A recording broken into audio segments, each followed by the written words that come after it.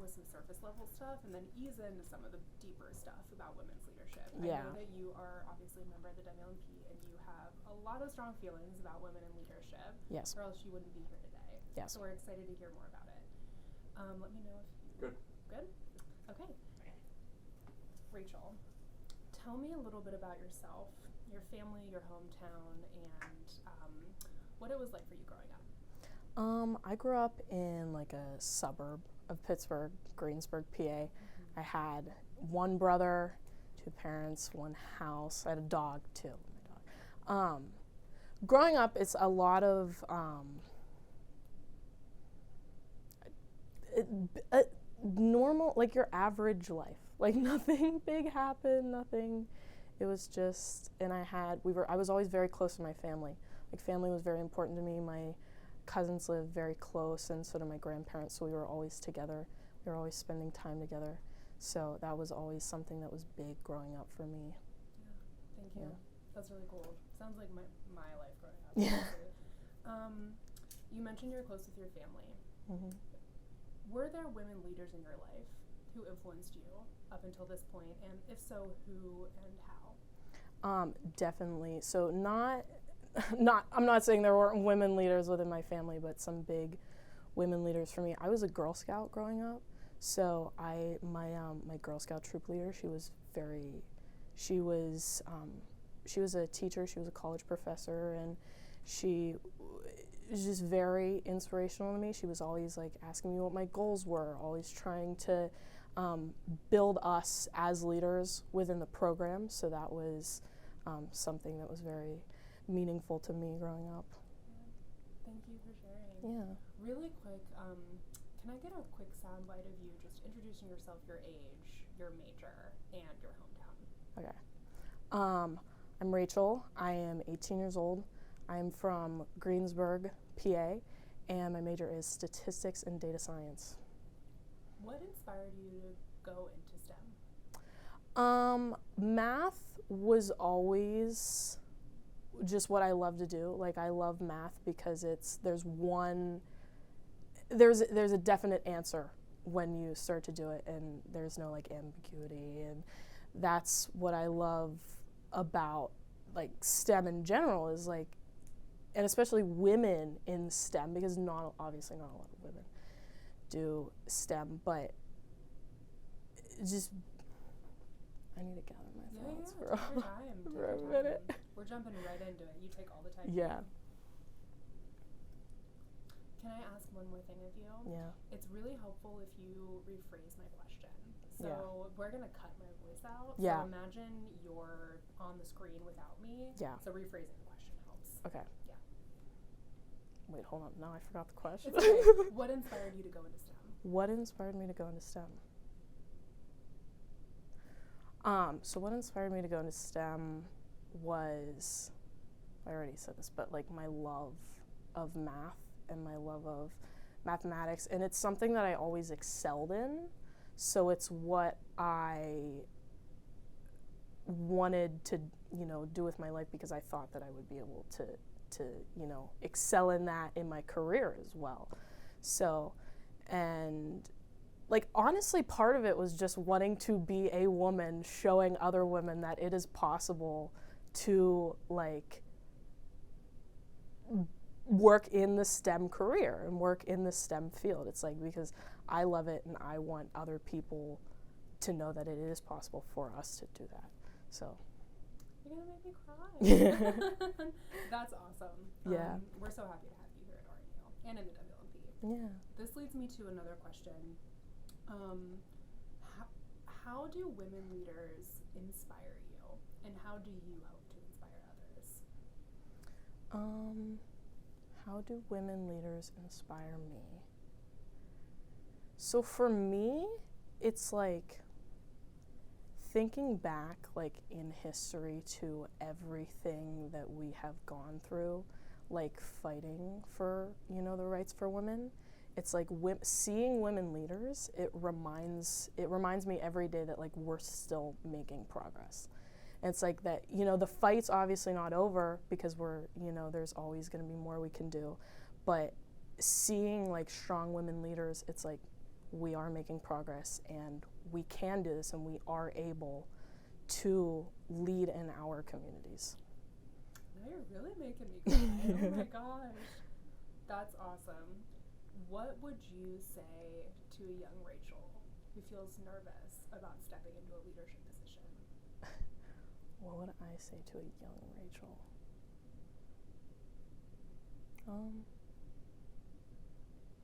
You can do this. Because it's like, I have always, every time I think about like stepping into leadership positions or like taking on something that I don't think I'm going to be able to do, there's a lot of anxiety surrounding it, there's a lot of like uncertainty, and I always get in my head about like, I'm not going to be able to do this. But then I go in and I am able to do it. And it's like, if I could just go back and tell myself, you can do this, you are able, then it would allow me to do so much more. So. Thank you. Oh. Why do you think bonds amongst women and any marginalized community are important? Bonds amongst women. Well, it's so we can, so we can build off of each other, so that we can, collaborate with one another, so we can share our experiences, so that, it's like the saying, it's like you're stronger in numbers. It's like so that we can gather together and we can advance, as a group, because we are stronger when we're together. It's like, not that any one person isn't capable of like making a big impact, but we can make an even bigger impact if we do work together and do collaborate off one another, or even just to share our experiences, like having another woman to be like, hey, like this is what happened to me, or hey, like this, is something that I'm proud of. Being able to share that with each other is very special. Totally agree. Yeah. That's why I love the WLMP. Yeah. I am going to pause there, John. I know we are sensitive about time right now. What else? Can I show you this? Just take a look at this. Oh. I want you to kind of just give me your general reaction to what that is. Am I open? You Can I open it? So that is a brochure that advertises Robert Morris to women in Wow. like the 1960s. What, the 60s? Yeah. Wow. So what are your... There's so many women. I thought, didn't Robert Morris start out as like a all male school? Or Yeah, so it started off as an accountant school, and then they added a secretarial program. wow, secretaries, because that's what they thought women should be. This is, So as the school continued to grow, that was the growth area for women, was in the secretarial studies. There were women who went through the accounting program as well. It wasn't exclusively men only, but it was more of the... What do you think of that? wow. This is, well, honestly, I'm kind of surprised, because like it is the 60s, and it's like that early they're advertising this, like that's so cool. Wow. Because you often didn't think about like women going to college, and then here they are. That's so cool. Can I ask you something, Rachel? Yeah. How do you feel about your opportunities now versus maybe what would have been available to you in the 60s? I'm a lot, more grateful that I am, not that I'm a woman now, but like I'm grateful that there's so much more opportunity now, because I don't know if I would have been able to go into the field that I want to back then. I mean, I may have been able to, but it would have been a lot harder. So, I'm grateful. Do you want to hold it up, or do you want to like... Yeah. Can I hold it up? Could you like just hold it up? Sure. Should I smile? Great, awesome, perfect. Pattern for your career, I think. Interesting that they made it like a Sewing sewing reference? manual. Wow. It's a sewing reference. Wow. Rachel, I could sit here and literally talk to you for hours. Yeah. But, I am going to pause us there and Sure. say thank you. Can you hang out and help us with another part of this video? Sure. Awesome. Yeah. We're going to bring in your friend. Okay. Don't you worry about a thing. This Yeah. is super informal. This is not 60 Minutes with Yeah. Walters or whatever. Right. So, like, you have every right to start over, to take a breath, whatever. Oh yeah, I feel like I'm gonna. It's okay. It is totally Yeah. okay. What's most important is that we're just capturing who you are. Right. And your spirit and your Yeah. thoughts. So let me know when you're ready, Nazari. Awesome. All right, Angel, we're going to start out with some surface level stuff, and then we're going to go a little deeper as we go on. What is really helpful for these interviews is my voice is going to get cut out. Y'all don't want to hear me in the background. Right. Try to restate my question. It's okay if you don't. Yeah. Just continue Yeah. with your answer. But, you know, what's your favorite color? My favorite color is blue. As opposed to just blue. Right, yeah. Yeah. All right. Angel, tell me a little bit about yourself, your age, your hometown, your major, and what it was like for you growing up.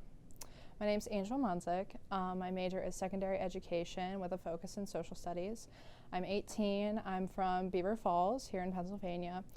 And growing up, I am the oldest child out of two brothers. So I definitely was always like a mother figure in the home with my mom because she's a single mom. So I grew up with like that dynamic and kind of just like trying to help my mom along the way with like raising my brothers and everything like that, and just kind of like stepping in as another role for like a second mom in a way. Hey, Yeah. Blackhawk. Yeah. I'm a Beaver County guy. Oh, okay, cool, cool. My sister teaches at Beaver Falls. Oh, okay, cool, cool. Thank you for sharing more about your family. That actually is a wonderful segue into my next question. Who were the women leaders in your life growing up, and how did they influence you? The women leaders in my life were definitely like my mom. She, like obviously was always with me from the start and everything like that. And there was like a lot of stuff that has like progressed within my life and everything like that, that has caused a lot of ruckus and things to affect everything that was going on with our life and everything. So having her always by my side and having her as my best friend has definitely always been something that has meant a lot to me, and she has always taught me to stand strong and to always like follow exactly what I want to do and never give up on anything. I love that. Yeah. I love that. She seems like a great person. Oh yeah, yeah. Why do you think that women's leadership is important? Take all the time. Yeah. I feel like it's just like a loaded question because it's a really big deal, and it's something that is come more to light now and everything like that. And I think that like women's leadership is something that obviously is empowering. It's something that everybody wants, majority of people want to have, is women leaders in the world. And I feel like it just shows like how far we've come. And I think it just shows that everybody and anybody is capable doing of whatever they want to do. And I think that it just really lays the foundation for an even stronger life ahead of everybody with women in power. Yes. Tell me about women leaders on an RMU's campus. You walk around campus on a normal day. Who do you see that empowers you, inspires you, motivates you to be the best version of yourself? I guess the only women leader that I normally see around is President Patrick. She has been somebody who I definitely have seen around campus since I've started. And every time I've seen her, she's always just like rushing up to you, like wanting to talk to you, wanting to have a conversation, wanting to engage. And that to me is just so personal. And it feels so weird that like I can say I know the president of my university, where a lot of other people can't say that they know the president of their university, and that it's somebody that they've never had a conversation with, but I can say, and I feel like a lot of people here at RMU can say that they've had a conversation with the president. And I just think that's a really cool aspect of RMU, and that's definitely one of obviously the strongest leaders here at the university. But I don't really see many people around, or have, the majority of my professors are men, but I have like a few professors who I look up to. I think they're really great. So far here, I just think that everybody has just been so like welcoming with like open arms, and it's been a great feeling here because obviously nerves. Yeah, absolutely. Yeah. 100%. If you're not nervous your first year of college, you're lying. Right, exactly. I would love to circle back to something you mentioned. You mentioned that you have a single mom who's really important to you. Yeah. And you also, of course, really deeply care about women succeeding in leadership spaces. Right. To the extent you feel comfortable, I think it would be really powerful to capture a soundbite of, I grew up with a single mom, and women's leadership is important to me because I see fill-in connection, right? Like I can see why women's leadership helps women succeed, like at home and in life and professionally, like whatever feels right. And does that make sense? Yeah. Just because it's such an important part of your story that that you shared with us, and I think that drawing that connection to your own personal life and connecting it to this moment is really such a powerful thing. Right. Yeah. Okay. So take your time. Take a breath. We can redo it if you need to. Yeah. I don't know, like figure out how to segue. I don't know.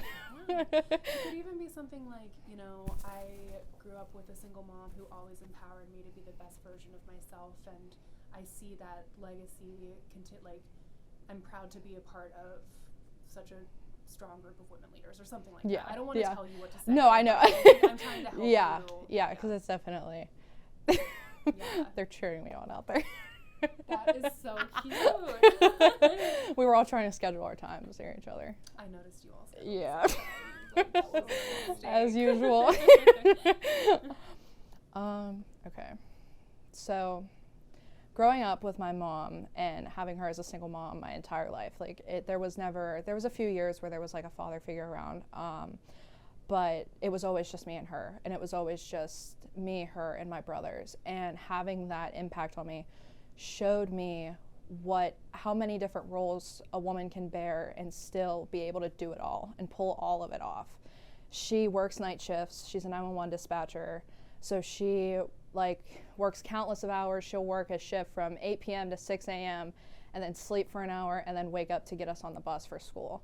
And then just doesn't stop. She maybe gets 2 hours of sleep a day, and she just has never stopped persevering. And I feel like that's something that has definitely showed me what I can be. And even if it's not even in a role of some women in a high standing, it's still, every woman has her own personal story and everything that she could be one of the highest ups even in their small company.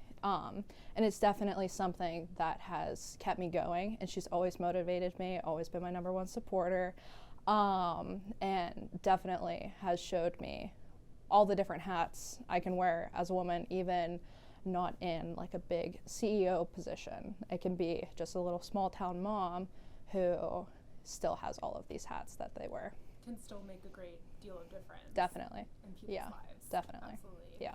Thank you. That was a great soundbite. Every woman has her own story. Yes. Do you feel comfortable with us sharing that? Yeah, no problem. Yeah. Oh yeah, she knows about this. She's excited. Okay. Yeah. So you came with your friends. Talk to Laura though on this when you answer the question. Yeah. Tell me about the value of your friends and how you all help each other and what these friends you make. Oh gosh.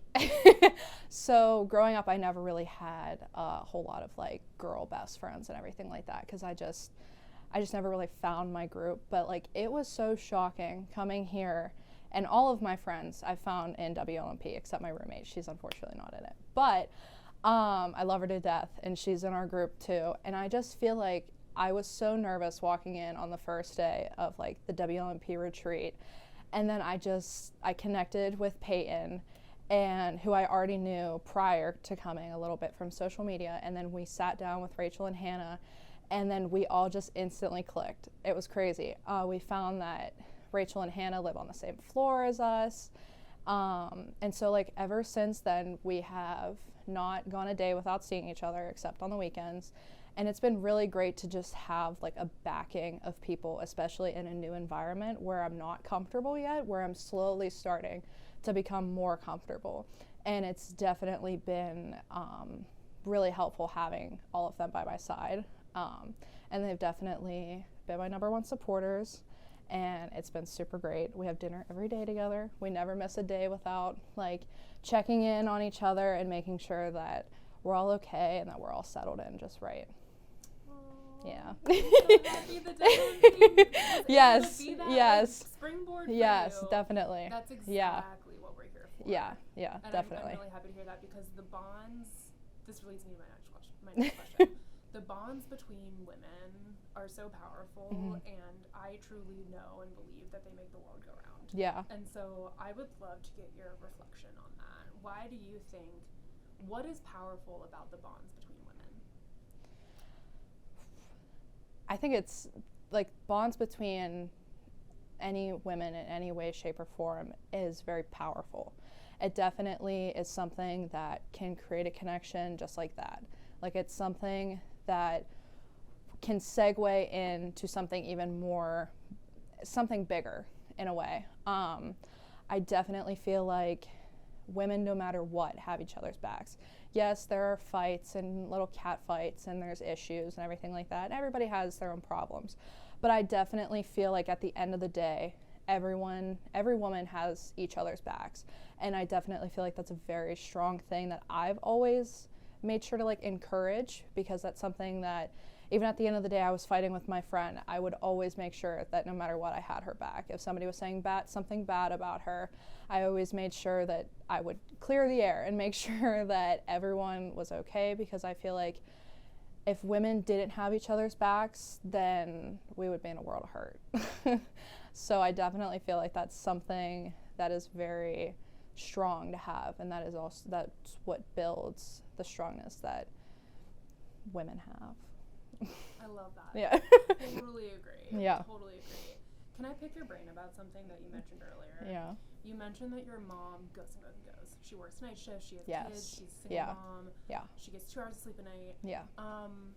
While that is an incredibly admirable, women shouldn't have to work that hard. No. In order to stay above water. No. And I would love, and what I don't, and what I never want the Wlmp to do, or for any student to take away, is glorifying overworking women. Right, yeah, You know what I absolutely mean? not. Because I think that you have such a unique perspective to see what it's like to be strong but have to be strong. Right. And so I would love to get your opinion on allyship and how we can all make the world a better place and alleviate some of that burden. Yeah. From people like your mom. Right. Who is an incredible person, but is also, suffering at the hands of the patriarchy. And Right. So does this make sense? Yeah, definitely. I would love to get your insight on that. Yeah, I feel like with the job that she does, and I feel like with all the work she puts in, she is always expected to do more and more and more and more and never stop. And I always feel so bad about it. Like, it's something that I wish like I could do something about, and I've done everything that I could as a high school or middle schooler, and it was something that I didn't feel obligated to do. I didn't feel like, oh, I have to be a mom to my brothers. It wasn't a situation like that at all, because not once in my lifetime or anybody's lifetime has she ever made me feel like I needed to do something. She always made sure that no matter what, that she was there, she was attending anything. She would move her shifts around to go to our sporting events. It could be the dumbest thing ever, and she would make sure that she was there. She never missed a single thing. And I just think that it's crazy that she does it all. Like, I just find it so crazy that she can do it, because I don't think I ever could. And I applaud her a lot for doing that. And I definitely think, I wish that she didn't have to do all that she does. Like, I wish like she could have time for herself. And I always like, on her weekends off, that I always try not to push her and like let her have her resting time and everything like that. And I definitely feel like she is always expected to do more, when in reality it's almost not necessary. Like, I feel like she is my idea of a perfect mom. Like, I definitely feel like she has shown me and taught me everything I've ever known. And I feel like without her, I literally don't know where I would be. I definitely wouldn't be in this. I definitely wouldn't be involved in everything that I was involved in high school. She always pushed me to do more and more, but not to the point where I wore myself out. It was to the point where I was comfortable, and it just made me have the voice that I have now. She definitely gave me my voice, for sure. Oh, Yeah. She seems like an amazing woman. Oh, yeah. Yeah. Yeah. Can I show you something? Yeah. You know what this is? No. See what? Hey, take it. Go ahead. Just look at it.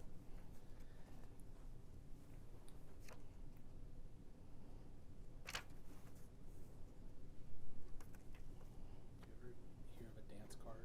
No. Okay, so that is an actual dance card from a dance at the Robert Morris School in 1937. A girl would bring that with her to the dance. A woman would bring that with her to the dance, and she would get the boys to sign up to dance with her. Oh, wow. And that's a vintage piece of Robert Morris history. Look at that. Oh, wow. That's crazy. That is so crazy. Homecoming's right around the corner. Right. Imagine if we had like an app now. Right. Can you Yeah. imagine if we had something like that now? What do you think? That would be crazy, Yeah. but not in a good way. It's there's something to that, yeah. Yeah. Wow. That is so weird. Could you hold it up for the camera? Yeah. That is so Is that crazy. interesting? The Yeah. history? Yeah. Wow. I never even thought that would be a thing. Right. Like, I've never heard of that ever. Me either, really. Yeah. I found this one, so. Wow, that's crazy. I know. Things are Jeez. so different now. Yeah. 100 years later. I could never imagine that being like an actual thing. Yeah, we hand it to you. We hand it That's insane. That's so Yeah. dumb.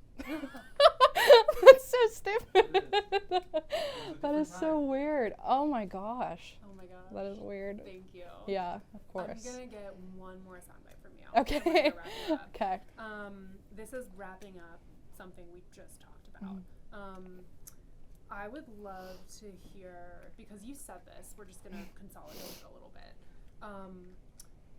Much is expected of women, and by working together, we can all make sure that we live in a more equitable world. Yeah. Does that make sense? Yeah. You know, Yeah. because I'm so cautious that so much is expected of women. And I think that Michelle's presidency, while of course it's such a testament to the strength of women, Right. it's going to take all of us. Right. Right? Right. Men, every gender. Yes. Yeah. Women can't be burdened with. We can't do it alone. We can't do it alone. Nothing can be done alone. Exactly. So if you could just give me quick two Yeah. sentences, Yeah. wrapping that up, that is all. That would be cherry on top Yeah. of the interview. Yeah. Okay. I feel like with the burden that women constantly have in the world too, where every hat, but mainly the hat of that they should just be at the bottom of the workforce, and that their profession doesn't really matter and their standing in the world doesn't really matter.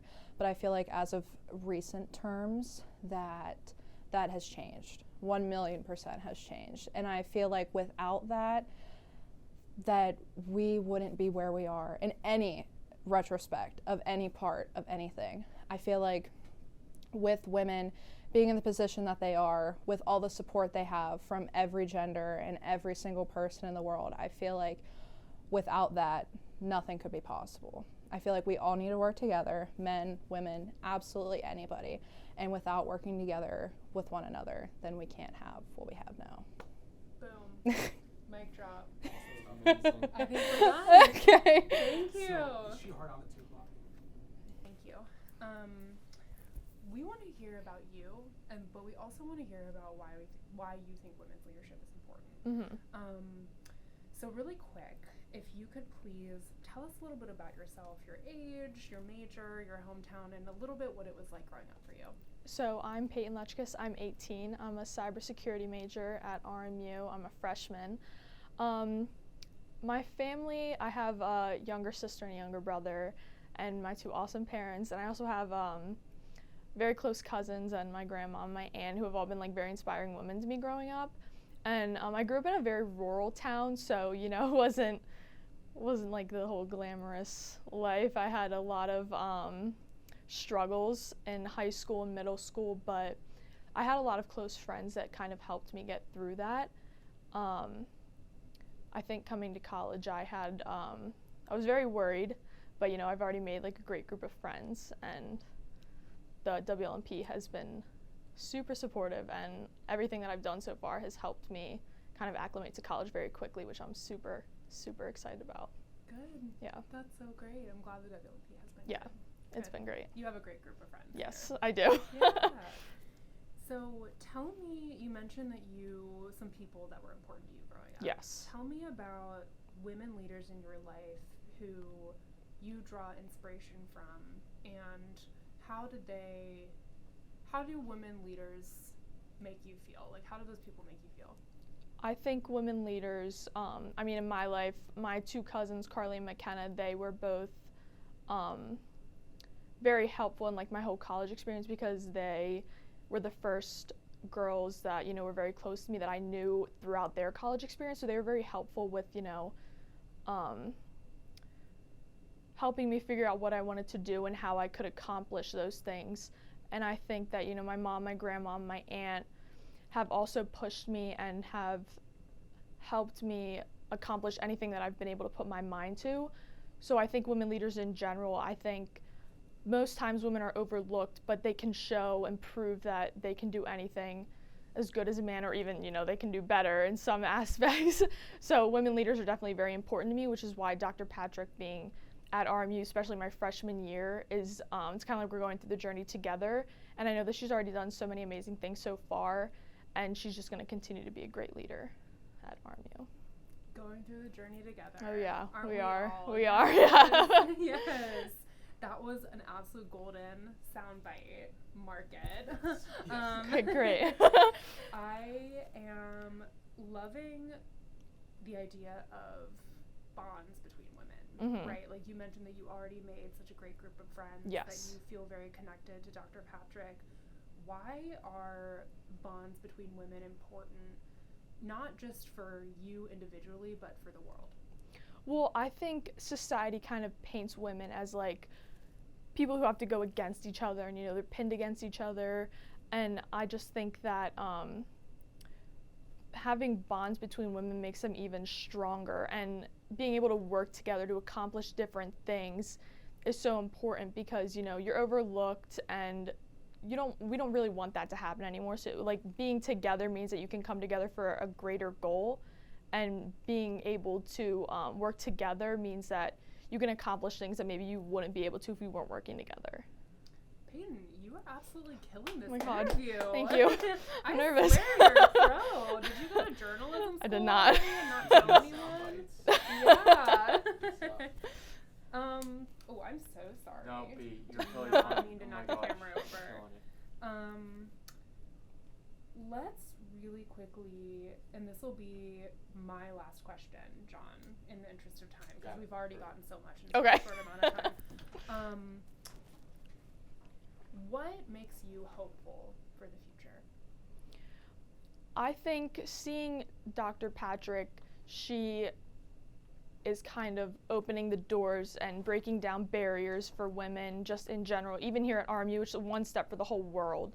Like, her being the president means that, maybe in the future somebody at RMU now will be the leader of their company. Like, especially me being a woman in STEM and like a woman in a very male-dominated field, I think that she's showing me that I can do it. If she can do it here at RMU, why can't I do it in the future? So I'm excited to see what happens with her time here.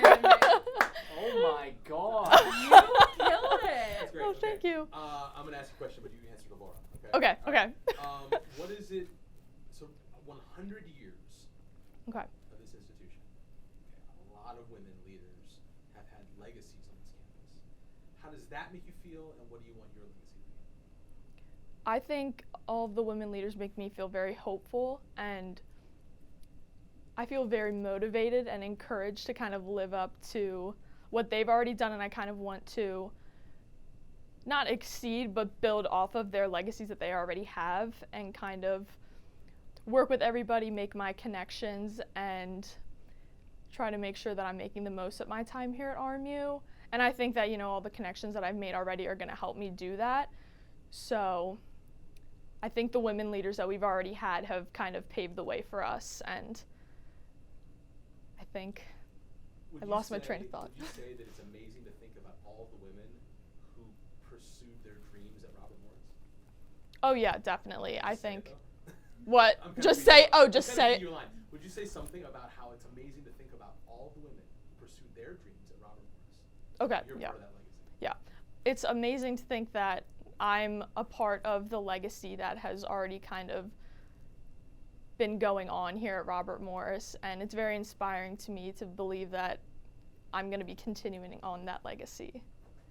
Perfect. Can I show you something? Yeah. That's a brochure from like 1958. It's called Girls at Work, Robert Morris. Let's take a look at that. What do you think? Is this about the secretary program? Catherine was telling me about this. I mean, when she told me about it, I was just kind of like, there was a secretary school and they weren't allowed to do like the same thing as men. Like they were kind of expected to do whatever society wanted them to.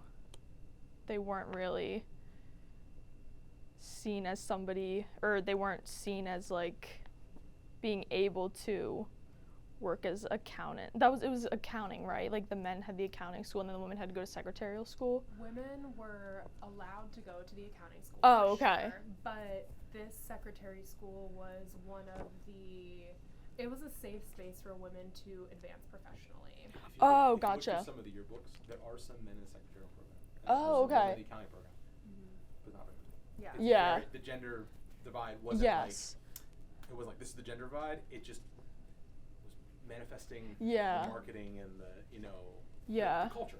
Yeah. You're right.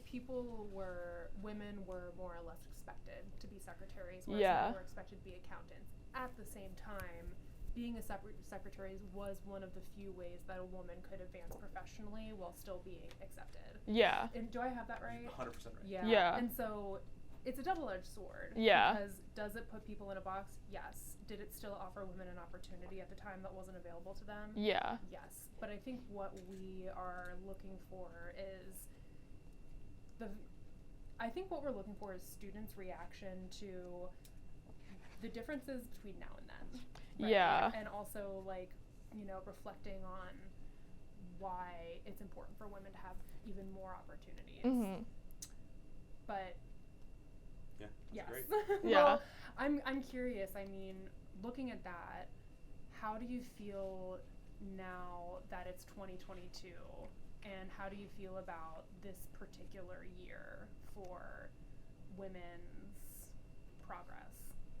Well, I think definitely a lot of doors have been opened in recent years, like in so many ways. I mean, I can't even name all of them. I can only think of a couple. I mean, definitely relating to me, the technological field, like so many more women have been stepping up and becoming more involved when usually, like in the past, they would have been way overlooked. Like they wouldn't really have been considered.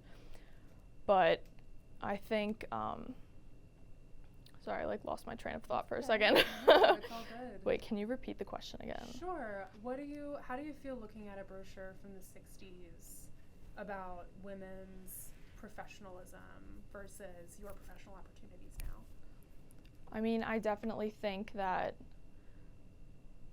I don't know how to word my answer. That's okay. I'm trying to think. Oh. It's all good. I think, You're doing great. I feel good. Yeah. Do I you mind can't- holding it up and just looking at the camera Yeah. with it? Just Just looking holding it up to the camera, like yeah. this. Yeah. Like this. A little closer, a little higher. I see 1955 on there. Okay, Yeah. great. Oh, good, fine, yes. Peyton, Yeah. can I ask you to say Robert Morris Girls at Work brochure 1955? Robert Morris Girls at Work 1955. Yep. Okay. Robert Morris Girls at Work brochure 1955. Love it. Good. That's awesome. Cut. Great. Okay, cool. All right. Awesome. Your interview, how are you feeling? Pretty good. What motivated you to sign up for this today?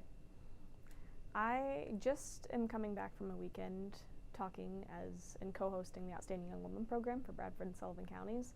I was a little bit hesitant to sign up because I was so busy. I was just getting back Sunday, and I know we kind of had like the recommendation to sign up by Sunday, so I didn't because I had a lot of stuff going on. But then the group of girls that I hang out with that live with me, they're like, yeah, we're all doing it. I'm like, you know what, I should do it too because I'm feeling pretty empowered, and I thought I'd love to chat with you all. Fired up about feminism? Yeah. All day, every day, baby. Real quick. You did the OYW program, but I what did. county? Bradford and Sullivan. Bradford and Sullivan. Yeah, my sister was really involved in the Beaver County one. Oh, wonderful. So very familiar with the program. Wonderful program. It is. So was it the state one that just happened? Or Nope. So the state program dissolved in 2013, so we just have our local program. That's what yet. I knew it had a lot of changes. Yeah. I think Beaver County eventually, after 50-some years, stopped. Yes. Anyway, wonderful program. I Yeah. just Yeah. curious. Yeah, you know Absolutely. everybody and everything. I know lots of things. Yeah. Yeah. But, That's awesome. The OYW program is pretty awesome. That Anyway, is really cool. please So continue. cool. So cool. Well, Hannah, we're going to start kind of on the surface, a little more about you, but then we're going to dive a little deeper. Okay. In the interest of time, I am going to try to keep this nice and concise. But, you know, take a breath, repeat yourself, do whatever you need to do to feel comfortable. So first, tell us a little bit about yourself, your name, your age, your major, your hometown, and what it was like for you growing up. I am Hannah Rick. I am 19 years old. I'm newly 19 years old. I'm a nursing major here at Robert Morris, and I'm from Towanda, Pennsylvania, which is about 5.5 hours from here. It's a really small town where family values and everybody knows everybody. It's really nice. It's definitely a totally different environment from here, but the reason I came here was to immerse myself in a new environment and to meet new people and kind of adapt to that new style of living. Growing up, it was very wholesome. Very low crime rate. I mean, people are more concerned if the cows are going to break through the fence than if somebody's going to break into their home. It was a very supportive environment, I would say. I think all of the communities, while we are very rural and we are 30-40 minutes from the next nearby town, we feel very connected. So I think there's a lot of pride in where I come from as far as we are hardworking, we love one another, we support one another, we value family, and I think I try to share that with the people here. I notice that a lot of the people here don't necessarily have a sense of respect for time seems disposable here almost, and I think time, especially in a faster paced place like Pittsburgh, does feel disposable, and where I come from it's definitely not. So yeah, it's a little bit about me. Interesting. Do you prefer the way time feels here or the way time feels in your hometown? To answer that quickly, I think I prefer the way it feels in my hometown. Just on the drive home, you know, I'm driving down the road and in 40 minutes I can go 40 miles or more. Here, 40 minutes, you're going 17 to 20 miles, Yeah, if that, I if know you're the lucky. feeling. Yeah. Interesting. Very cool. Thank you. You mentioned your family, and I'm curious, were there women leaders in your life growing up? And if so, how did they influence you? Absolutely. So my grandmother, her and my grandfather were divorced when my mom was very young. And so my grandmother provided for my mom and my aunt. And I think because she was such a strong woman, you know, I work 3 jobs, I support my 2 daughters, I want them to have everything they need to be strong women themselves. I think that sort of instilled those values in my mom and my aunt. And I have 2 older brothers. I don't have any sisters. My aunt, she wasn't able to have children, so I have no female cousins, no sort of female comrades. So my dad's side of the family is really only where I have female cousins, and they live in Richmond, Virginia and Arizona, so we never really got to see them. So a lot of my time was spent with my mom, aunt, and grandmother, and my brothers, of course. And I think what's kind of really cool is not only were they role models to me about, you know, yes, you can learn to cook and you can learn to clean, and this is how you do the womanly things, but they're also like, yeah, you can go change your car battery. My grandma would change our oil. My grandma would paint a house.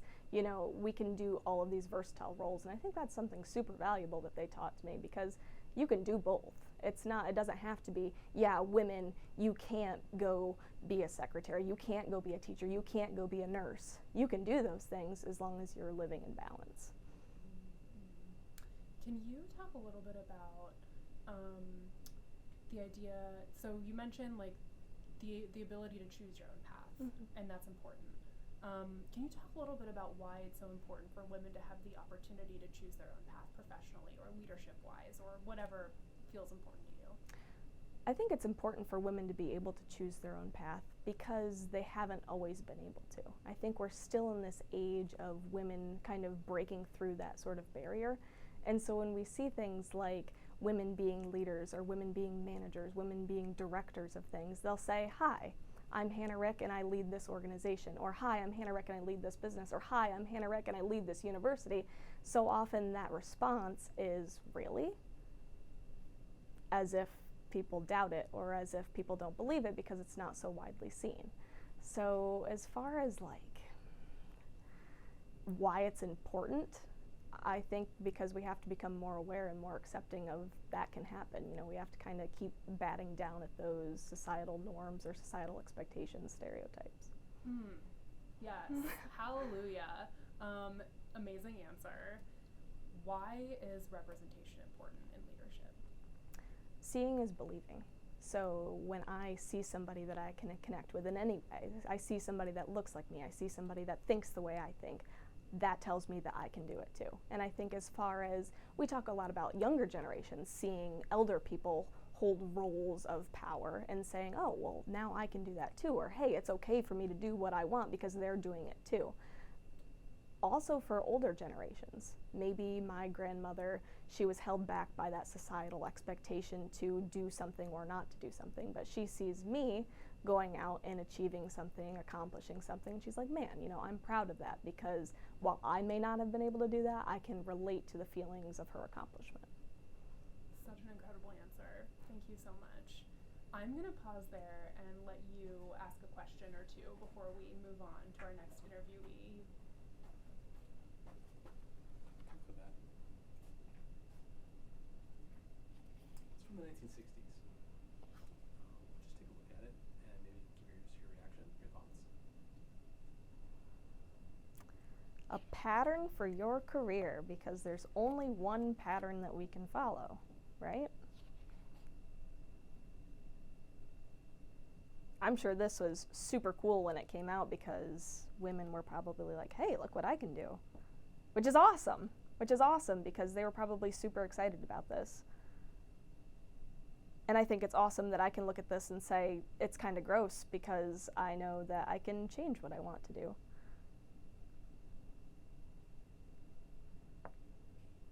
I don't know, I kind of admire stuff like this. Why? It's a concrete sort of proof that we've grown.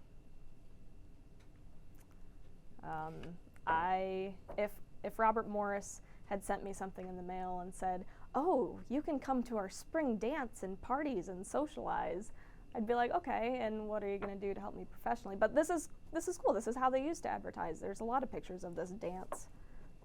I have something else to show you. Yeah.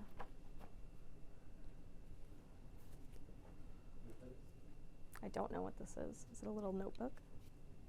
It's a dance card. Dance card. How did this work?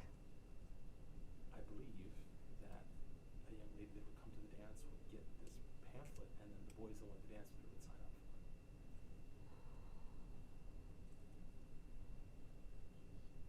From 1937. 37. That's cool. It's cool. I appreciate it. It's interesting, right? It is interesting. Yeah. It's just different. So different. So 100 years of Robert Morris, and so many amazing women have come through this school as teachers, as students. You're part of this legacy. What does that mean to you at Answer Royal? You guys think about that.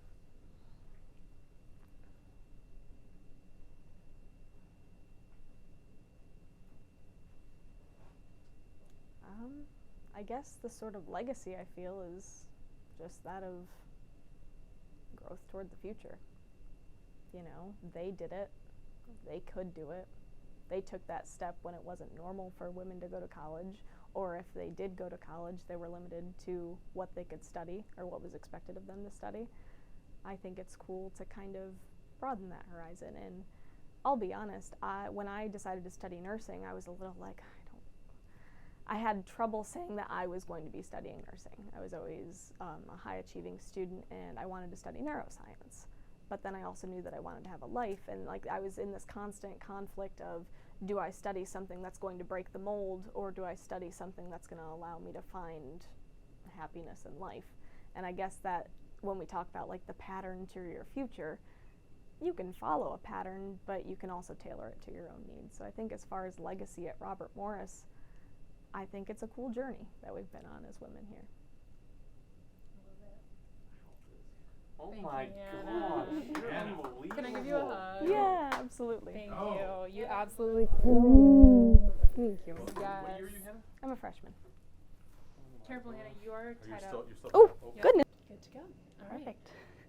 All right. Oh, Megan. wait, I do have a question. Should I look Yeah. at the camera or look at you? Okay, Yes. cool. Mhm.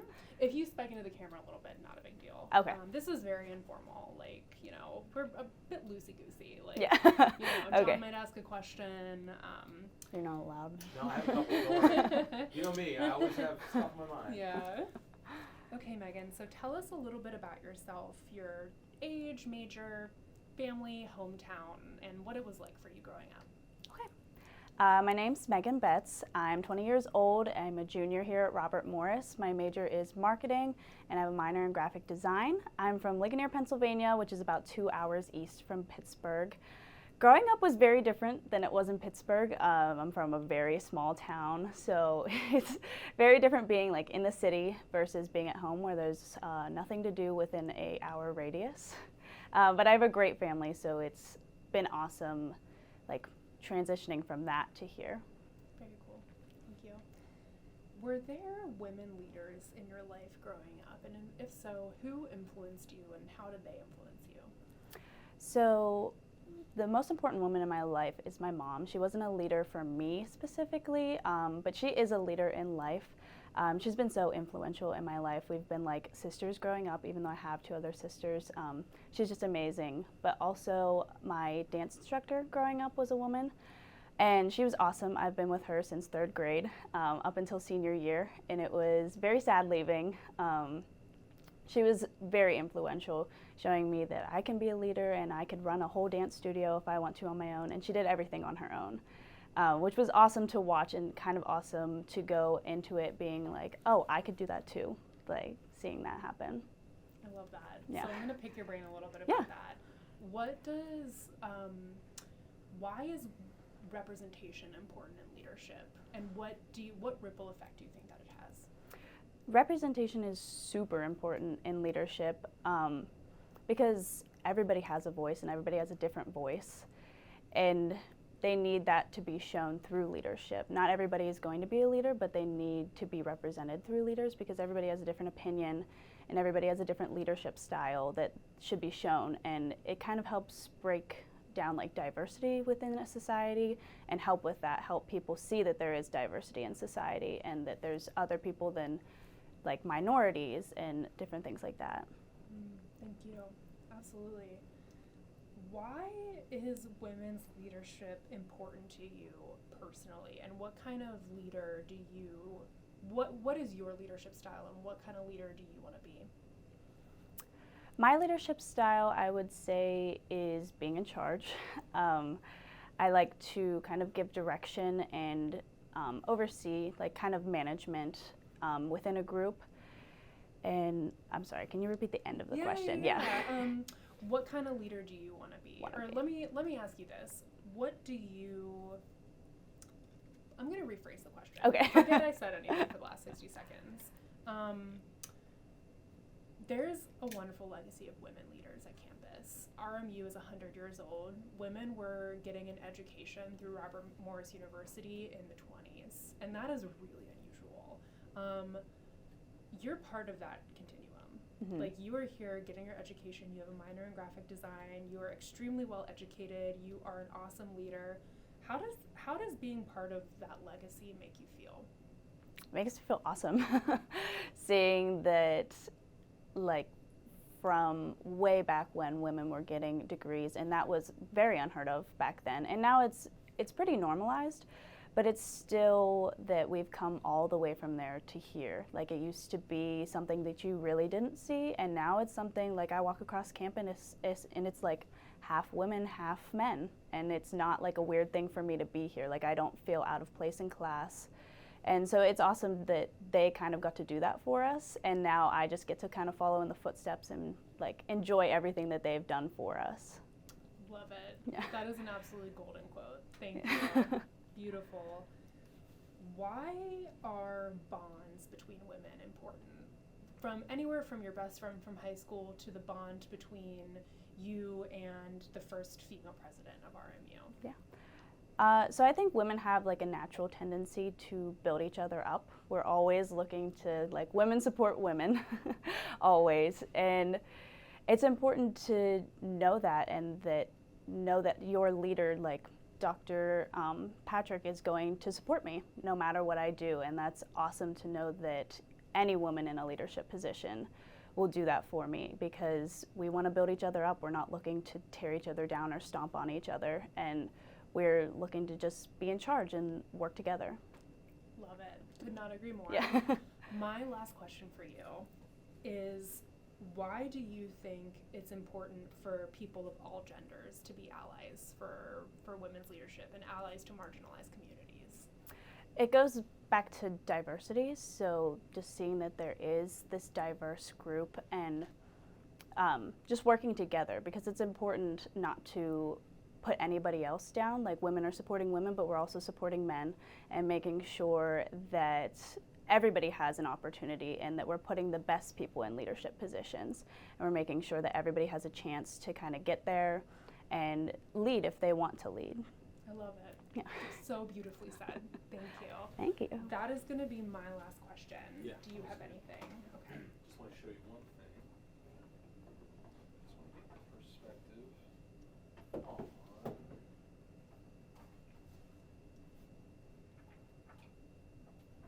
This is a yearbook from 1965.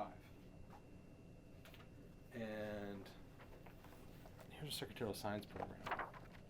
Right, if you leaf through those and take a look at those pictures, and just what do you think about? I'll hold this best. Like that. Yeah, it's kind of awkward. Yeah. The faces that you see, and how does it make you feel about being part of this legacy on campus?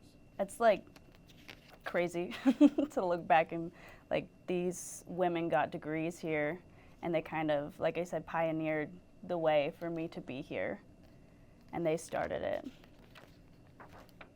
There's so many women too. What would you say to one of those women if you could talk to her now? Just thank you, honestly.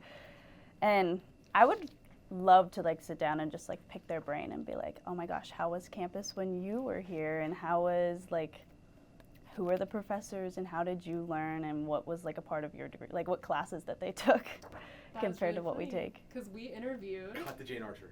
Like, that's what we're doing. Yeah. That's what we're doing. Oh my gosh, That's what we're doing. I hope I didn't speak You didn't. over You didn't. that. Yeah. Of your So we soundbite. interviewed a woman from 1961. Uh-huh. She graduated And in 1961. you just literally teed it up perfectly. Wish I Perfect. could talk to her. Boom. Cut to her. Boom. So we're going to film over your shoulder. Okay. So just keep doing what you're doing. Yeah.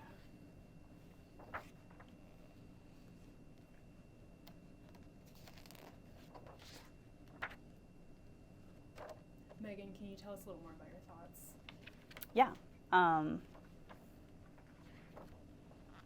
I just, like, this is awesome looking back. Even, like, there's women of color, and there are, like, all different people that went here.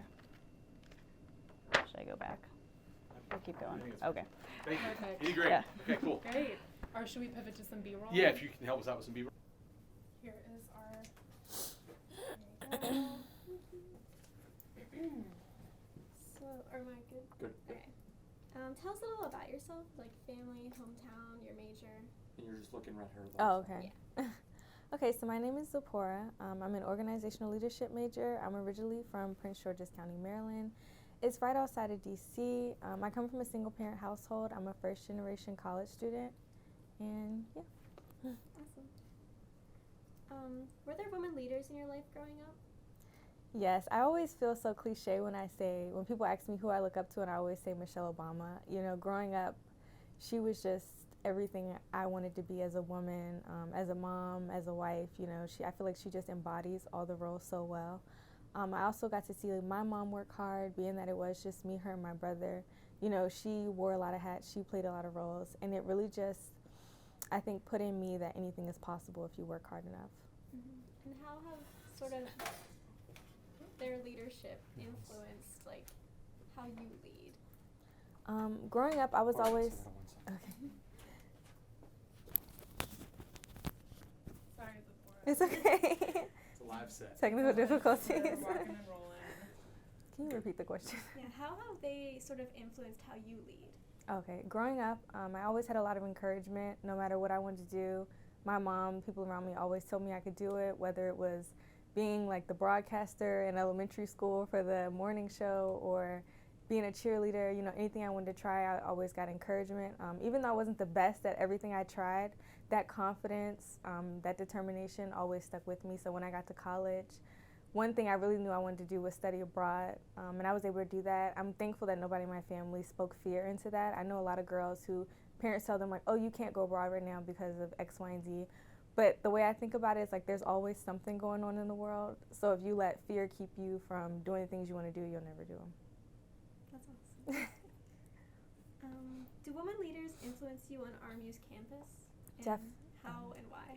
Okay, definitely. There's Laura, there's Dr. Crawley, there's our new president. I think we just have a great example of leadership. And as women, you know, we never just wear one hat, no matter what we're doing, no matter what our field is. I think they're just a great example of leadership, of being able to multitask, but also, you know, checking in, actually asking us, like, are we okay? How are we doing? Whether it's midterms, finals, or even if I just need to talk, I feel like I could go to all of these women and let them know what's on my mind. Definitely, I agree. And why is women's leadership important to you? I think women in leadership is very important just to show me and other girls that it's possible.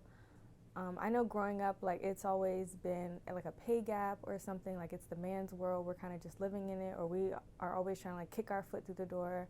You know, if we are too assertive, then we're aggressive, but if we're too passive, then, you know, they'll walk all over us. So I think seeing women in leadership roles just shows us that it is possible, even though it might be hard, it can be done because it has been done. That's beautiful. Thank you. I'm literally jumping up and down. Hey, all right. You're a senior? Yes. So tell Vanessa. Okay.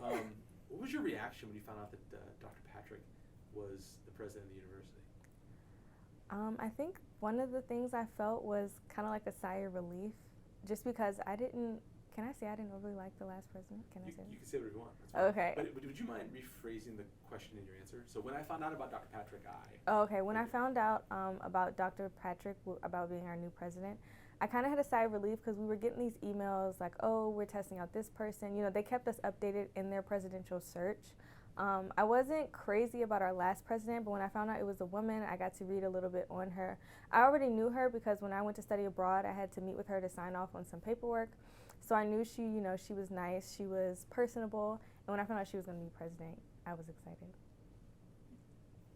And why is... Sorry, did you want to... No, that was great. That was really good. Why is community amongst women important? I think community amongst women is very important because I feel like a lot of times we go through a lot of stuff that we don't talk about. And it doesn't even have to be extreme, but just like even being in college, sometimes you might be battling with depression or you just don't feel like yourself. And a lot of times I feel like we have to mask or act like everything's okay when it's not. So I feel like community amongst women creates a safe space where we can talk about the things that are uncomfortable, and a lot of times there's somebody else feeling the same way, so then you're not going through the things alone. How do you think being a part of the Wlmp has sort of helped you gain more of that community? It's gave me a wonderful sense of community here at RMU because I am from Maryland, so Pennsylvania isn't my home. My family isn't like 30 minutes away. The drive is kind of long, so when I'm here, I'm kind of here unless it's like a holiday or something I get to go home. Freshman year, I really battled with homesickness, like wanting to go home and I couldn't, or I had to wait until Thanksgiving or whatever, and the Wlmp just gave me a space where they understood I was homesick. They gave me resources to help me. When I wanted to go to the counseling center and there was a wait and I told them, they made sure I was able to get to see somebody. So they were just always there, I feel like, advocating for me in ways that I didn't know how to advocate for myself yet. That's awesome. Anything else? So 100 years of an institution, a long legacy of women came to this university to pursue an education to make a better life, and now you're part of that legacy. Could you speak a little bit about maybe how you feel being a part of a legacy of women leaders at Robert Morris? I really feel honored.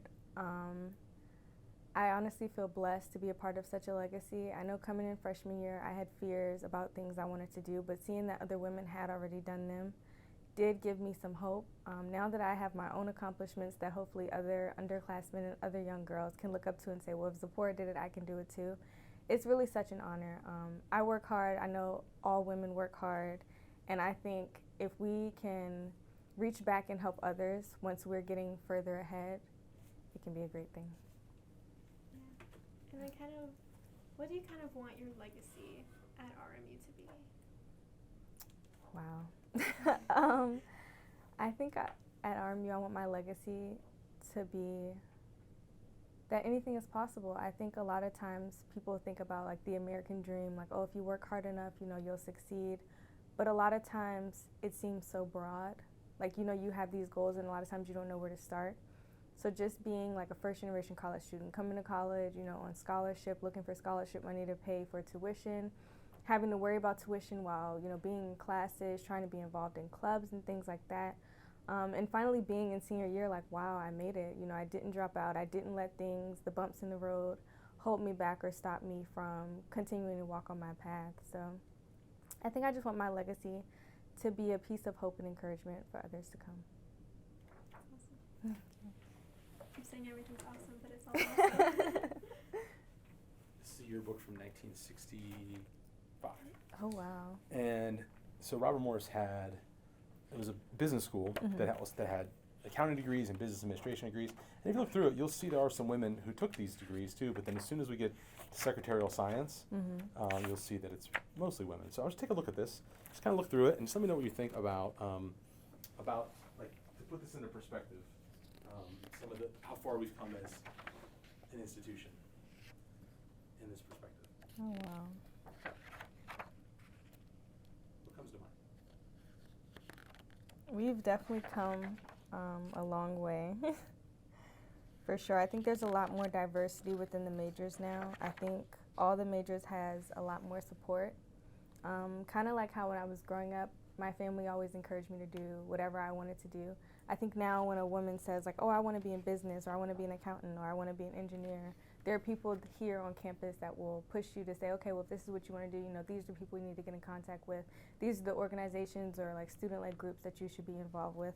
I think the sense of diversity in the community amongst men and women has definitely expanded since then. Yeah. You're great. This is so good. I'm like, my goodness, like, wow, right? You teach them to speak in sound bites. I guess. I guess it's you not do. Me. They had it in them their whole time. Maybe it's that. Maybe it's your communication I just skills asked them class. to show up. Right. I'm like, that was You have like. such a pretty voice. Thank you. Yeah, I feel like you should be in every documentary. Like, what else Oh. could be? Yeah. Vanessa, can I ask a question? Please. Zipporah, you just mentioned the word diversity. Why is diversity and representation in leadership important?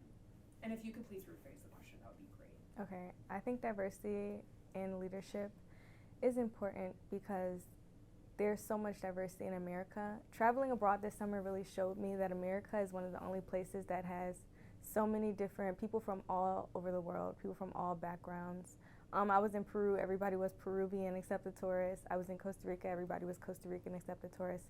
And then you get to America and you have African American, like Hispanic American. There's so many things connected to being American, so many races and heritages, that it's really important that anybody who considers themselves an American citizen can see people that look like them physically in roles of leadership. I know a big one for me and my family was Barack Obama being president.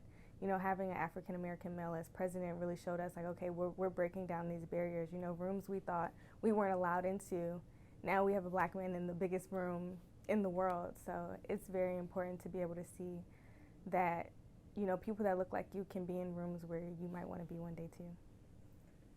I love that. So can you connect that to seeing a woman be the university president? How does that make you feel, and how does that translate to your future or your legacy?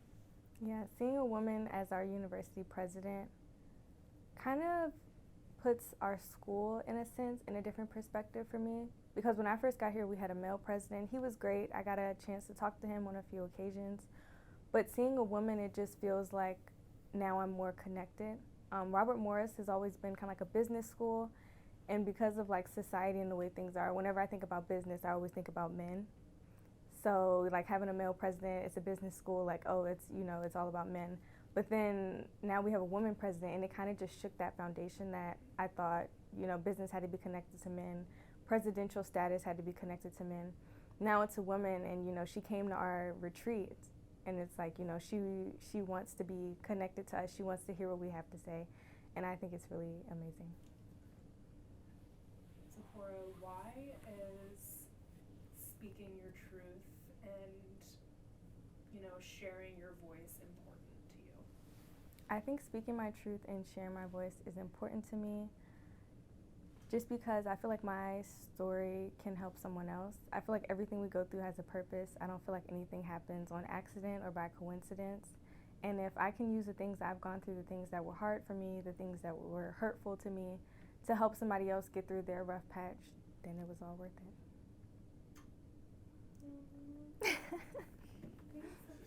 So good. It's 3:15. Yeah, if we can move her over and do some. Yeah, Zipporah, did you see that line in my email about the collage? Mm-hmm. Do you? So we just start off with sort of a little introduction, where you're from, your major. I'm Addie. I am a sophomore education major. Early childhood and special ed is what I'm focusing on, and I am from Latrobe, Pennsylvania. So were there women leaders in your life growing up, and who influenced you? My women leaders would probably be either my mom or my grandma. I really followed them a lot, and I really strived to be like them because they were very strong women.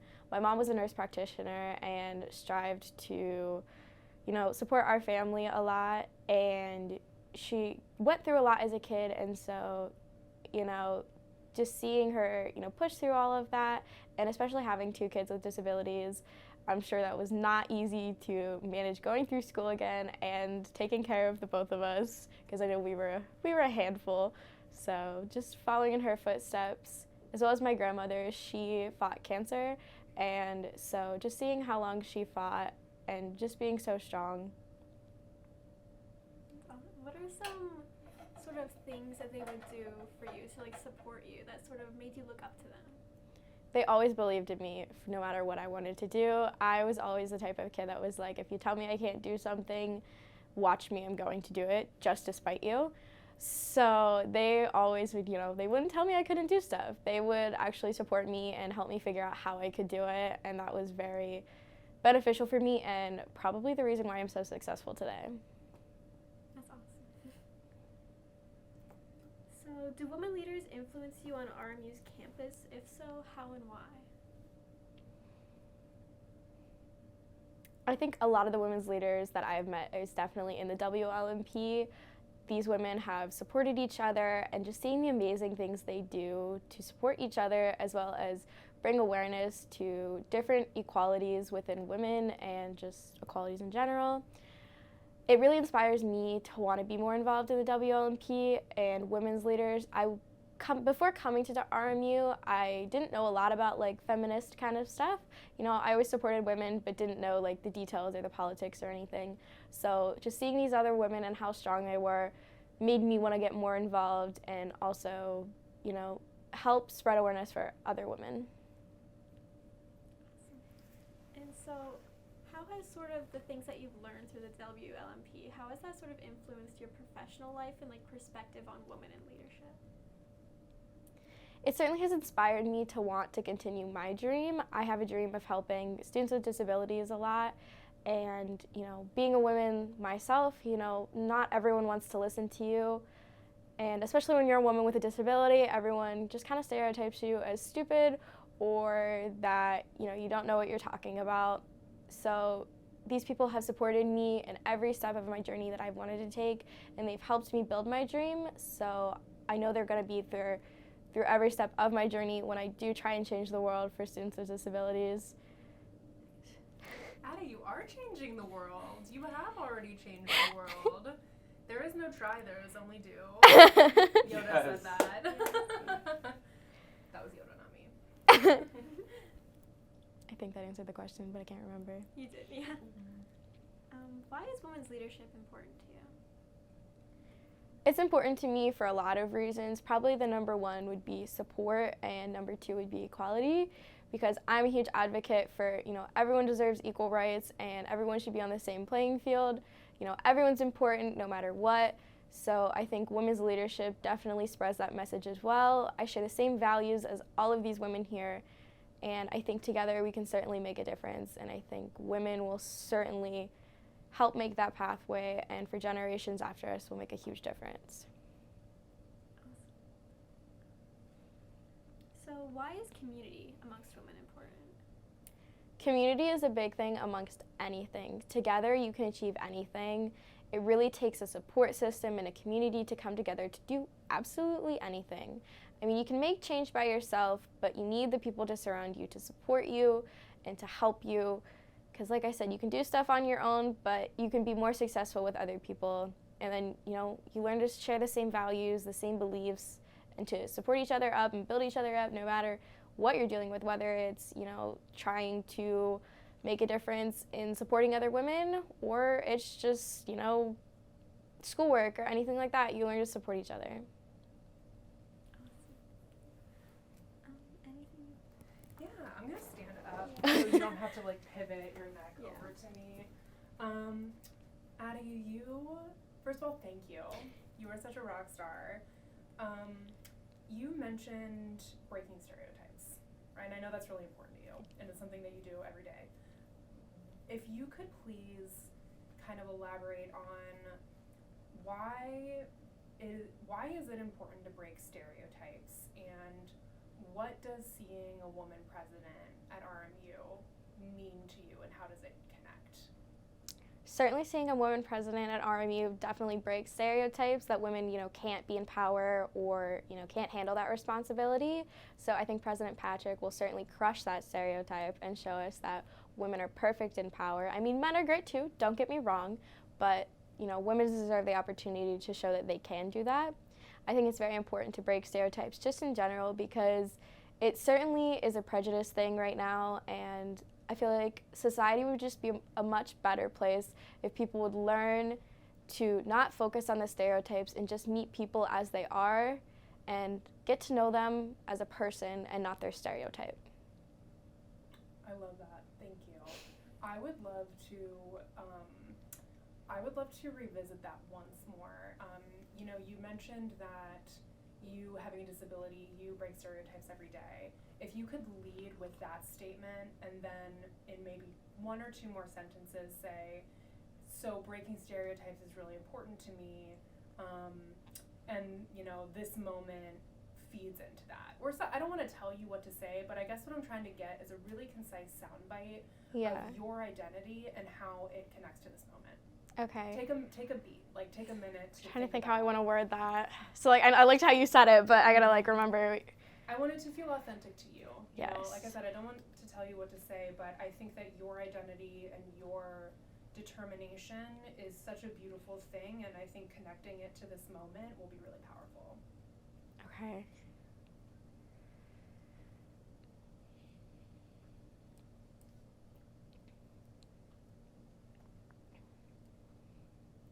As a person with a disability, I typically break stereotypes every day, and that is certainly a battle that I've fought my entire life, but I certainly make a difference doing it, and I think that President Patrick breaking the stereotype of women not being able to be in power is a huge moment.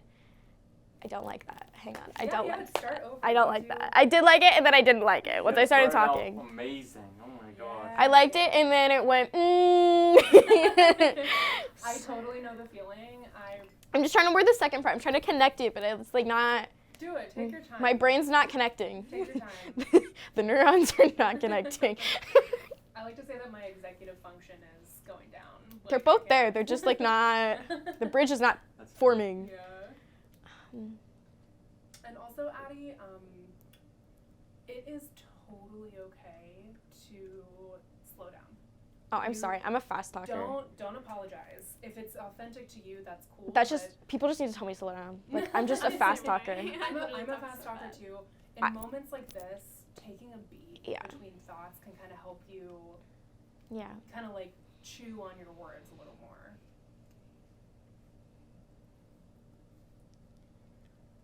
As a person with a disability, I typically break stereotypes every day, and it's a battle I've fought for my entire life. Seeing that President Patrick is going to break the stereotype of women in power and how they can't handle that responsibility is going to be a big moment for RMU and an even bigger moment for women itself. Woo! Okay. Wow. Are you happy with that answer? I am. As long as you're happy with that answer, I'm happy with that It's answer. up to your opinion. I don't know how much better I can do, so No, without like someone telling me what to say. you did a great job. You did a great job. Let's talk about your legacy, right? Like you're carving out a legacy right now. You are part of a continuum of women that have been getting their education here at Robert Morris since 1921. I mean, it's been 100 years. Plenty of women have come to this university and said, I'm going to get my education and I don't care what you think. When it was like really not expected and often discouraged, right? How do you feel about being part of that continuum? I feel that it's very important that I'm part of that continuum because, hang on, I had words and then they All left. good. And if you could just make sure you say like the Yeah. continuum of women's leadership. Yeah.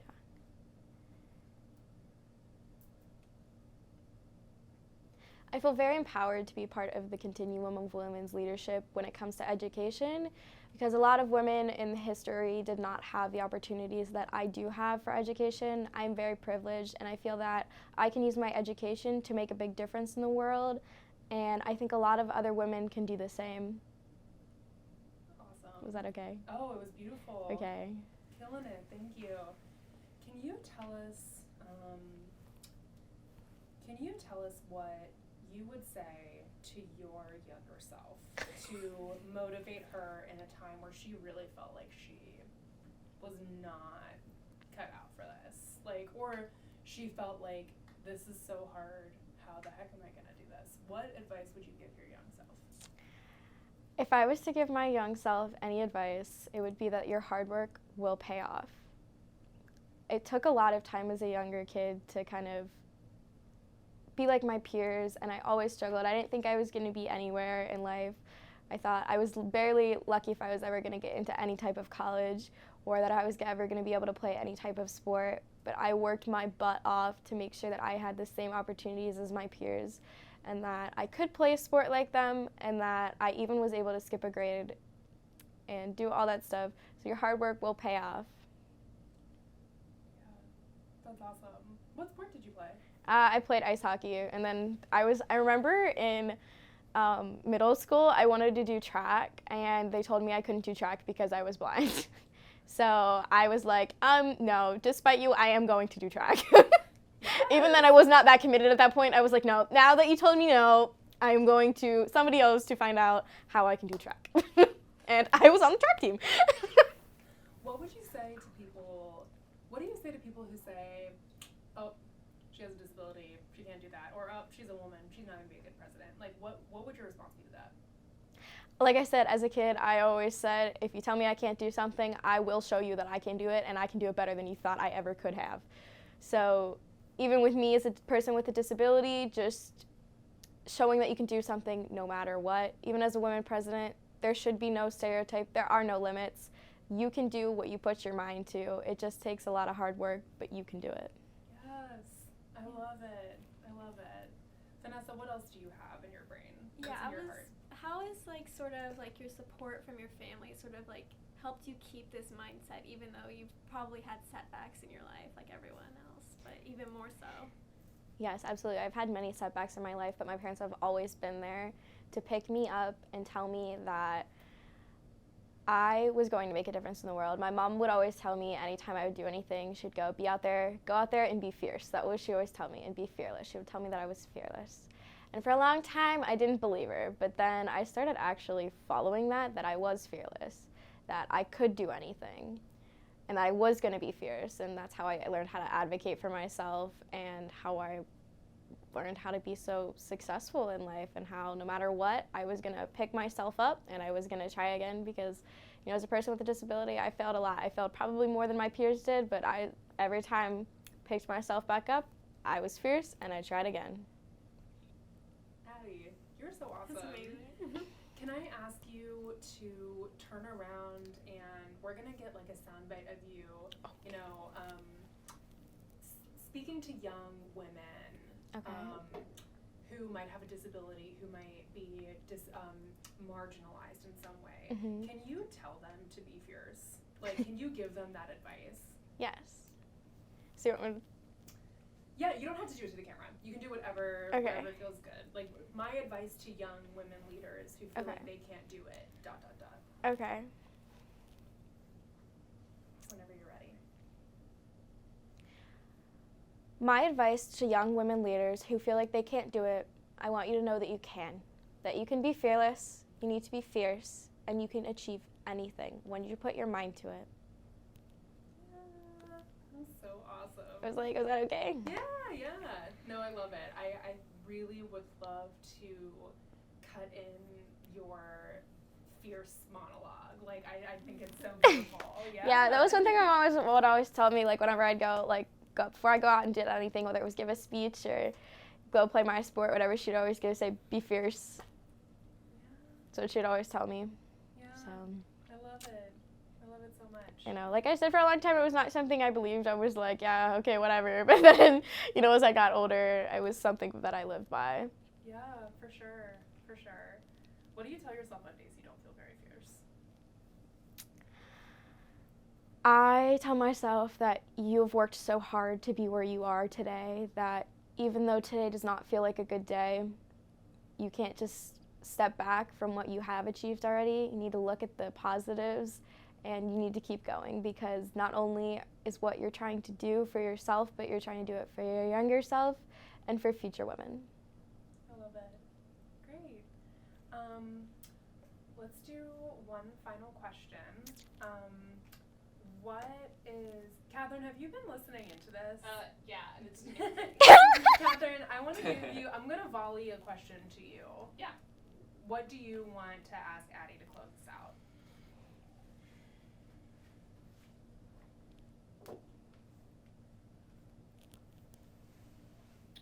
What are your hopes for the future of women's leadership?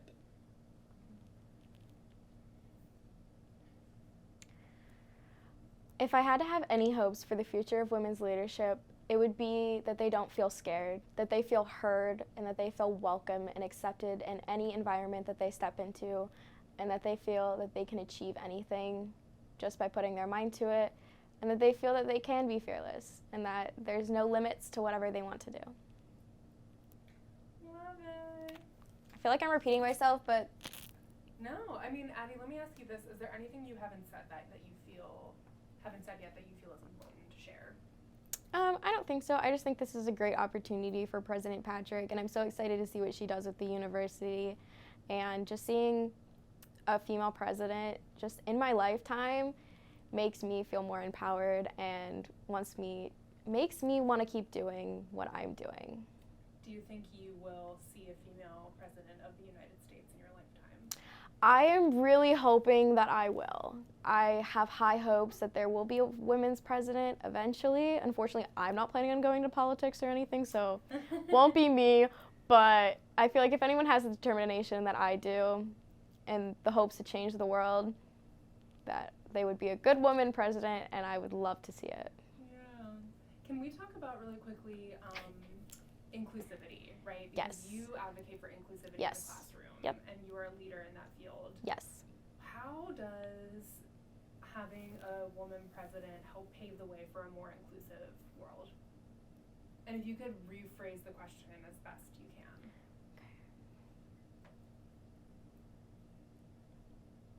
Ask me the question one more time, I'm sorry. Yeah, no, it's all good. How does having a woman president pave the way for a more inclusive world? Okay.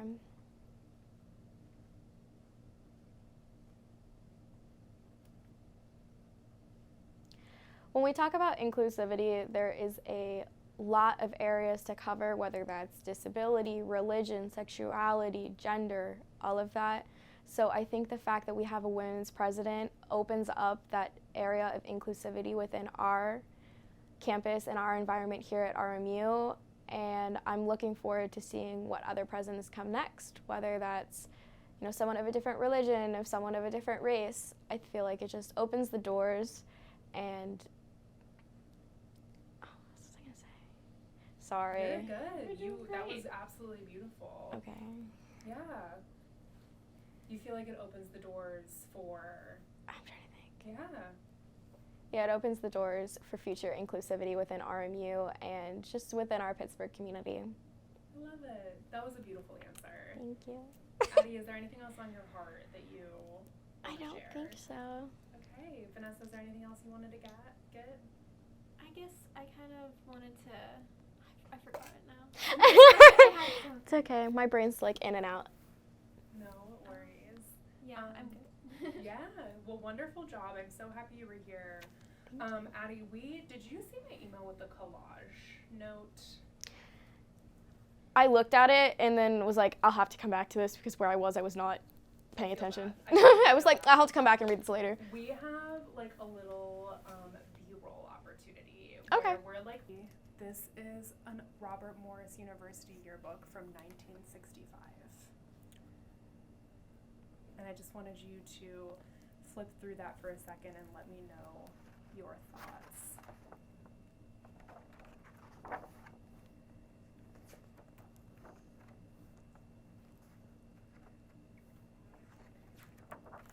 You might have better luck if you flip to this little... That one? Yeah. Okay.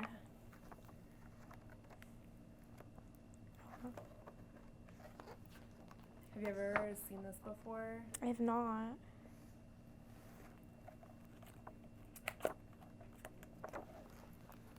How does it feel looking at photos of women from decades past? It makes me feel very inspired.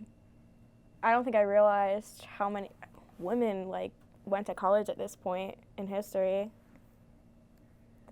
It's a lot of women. That's awesome. How do you feel knowing that you have even more opportunity now in 2022? I wish these women had the same opportunities that I did, but I'm very grateful that I have the opportunities that I do, and I hope that I can give future women more opportunities than I have. What would you say to these women if you were able to sit down and have a conversation with them? I don't know. I'd probably want to talk to them about their education and just how much they feel included. And I'm trying to think what else I want to talk to them about. I mean, there's so many questions that I could ask. What would you say to them about women's leadership? About women's leadership? I would probably ask if they felt like they were a leader and how they felt like they were a leader and where they felt like they were a leader. I'd want to know all about it. Yeah, that's really cool.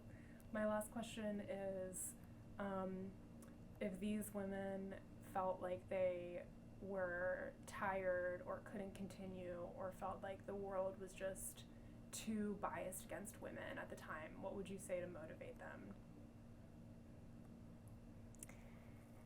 I would say do it for themselves, and if they don't, do it for future women and the opportunities that they could have, that they are the change, they are going to make the difference, and it's not an easy thing. Changing the world is not an easy task. It's never going to be easy, and it's going to come with hard days, but it will eventually come out with an opportunity and an impact that's life-changing, and that will be worth all of it. That was awesome. Starring that soundbite. That was so great. Okay. Yes! Oh my god. I'm really happy we came back and got your reaction because that was beautiful. Thanks. Thank you. Oh my gosh. It's kind of spooky. Cheyenne, I'm so excited you're here. Thank you for taking the time. I know you're very busy. So this is going to be kind of a deeper dive into what women's leadership means to you and what, this moment means to you. I am excited too because I know that you are really connected to the business school, and I believe you know Michelle Patrick Definitely. personally from your work here at RMU. So we're going to start with more kind of surface level stuff about you, then take like a deeper dive into women's leadership. So also, just as a side note, it's really great whenever you can to rephrase the question. So like, if I ask you like, what does women's leadership mean to you, rather than it means, women's leadership means, because we're gonna cut my voice out. Okay. If that makes sense. So, to get us started, tell me a little bit about yourself, your name, age, major, kind of like your family and your hometown, and what was it like for you growing up? So, I guess, my name is Cheyenne Roan. I'm a senior business management major I'm also getting my entrepreneurship and innovation certificate, and I am a Rockwell Fellow, and then I'm president of the Black Student Union. And then I guess I am the oldest of 7, so I definitely love my siblings, and I have a lot of experience working with different people, and I think that's why I'm in business. I definitely do like to work with different people with different personalities. And then I'm trying to think, what was the next thing? Yeah, where did you grow up, and what was it like for you growing up? All right, so I grew up in West Mifflin. Growing up, I definitely worked with a lot of different people. So I was in Girl Scouts, I was in soccer, I was basketball, I was in band, and I just got to meet so many different people. I got to study abroad, went to Europe, Costa Rica, Panama. I just did that all before I got into college. So it was nice to be able to work with people who didn't look like me and people who did look like me. And I feel like that is a very important thing to, I guess, be around when you're growing up. Because when you're older, you get to work with different people and you actually find it exciting to meet different people. Yeah, couldn't agree more. Yeah. The ability to work with and have a productive relationship with people who are not like you is one of the most important skills a person can have to succeed. And it's really hard to make it in the world if you don't have that, because in all likelihood you're going to be working with someone who doesn't share your gender, who doesn't share your age, who doesn't share your hometown. But I digress. I would love to know more about women leaders in your life growing up. You're obviously a strong woman leader, and I would love to know more about people in your life that have influenced you. So everyone says their mom, but I really would say my mother has definitely been a huge leader in my life. Just seeing her, support me and my siblings and support me. She was my basketball coach. She was my Girl Scout leader. She's always there for everything. She even was like one of the band mom leaders. Like, she's always there in the stands rooting for me. Then I have a couple sisters that are always there for me as well. They're just there supporting. Yeah. Thank you. Why do you feel like this moment is important for RMU? I feel, this moment, what do you mean by this moment? Michelle Patrick being inaugurated. Okay, that's what you mean, this moment.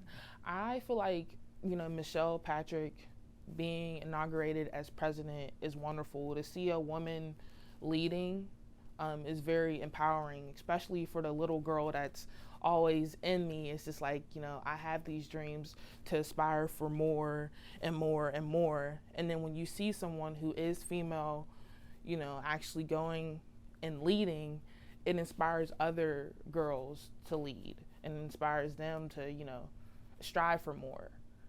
So it definitely means a lot to me, and I'm sure it means a lot to all the females here on campus, females here that are in high school, females that are in middle school, just little girls. Like, everyone is seeing this, because she is the first female president here at Robert Morris University. So It's wonderful. It's good stuff. Yeah, That's it's really definitely good stuff. How do you, can you talk about your identity as a leader, and how does your identity and lived experience translate into your own leadership? So, oh, it's okay. I want to silence All this good. real quick. If you need to take that, you totally can. Okay. If it's like super urgent, I don't want to keep you from. Hello, Dr. Kurt. Oh, this is Cheyenne. I should be there. Oh, no. Yes. Yeah. All right. I should be there within like 15 to 20 minutes. All right. I'll see you, Dr. Kurt. All right. She was calling. She called the wrong number. Oh. Yeah. Okay. Yeah, she called somebody else. Oh no. Yeah. Can we keep going? Yes. Is that okay? Yes. Okay. All right. I'll just ask the question again. Mm-hmm. How does your identity and your lived experience influence your leadership?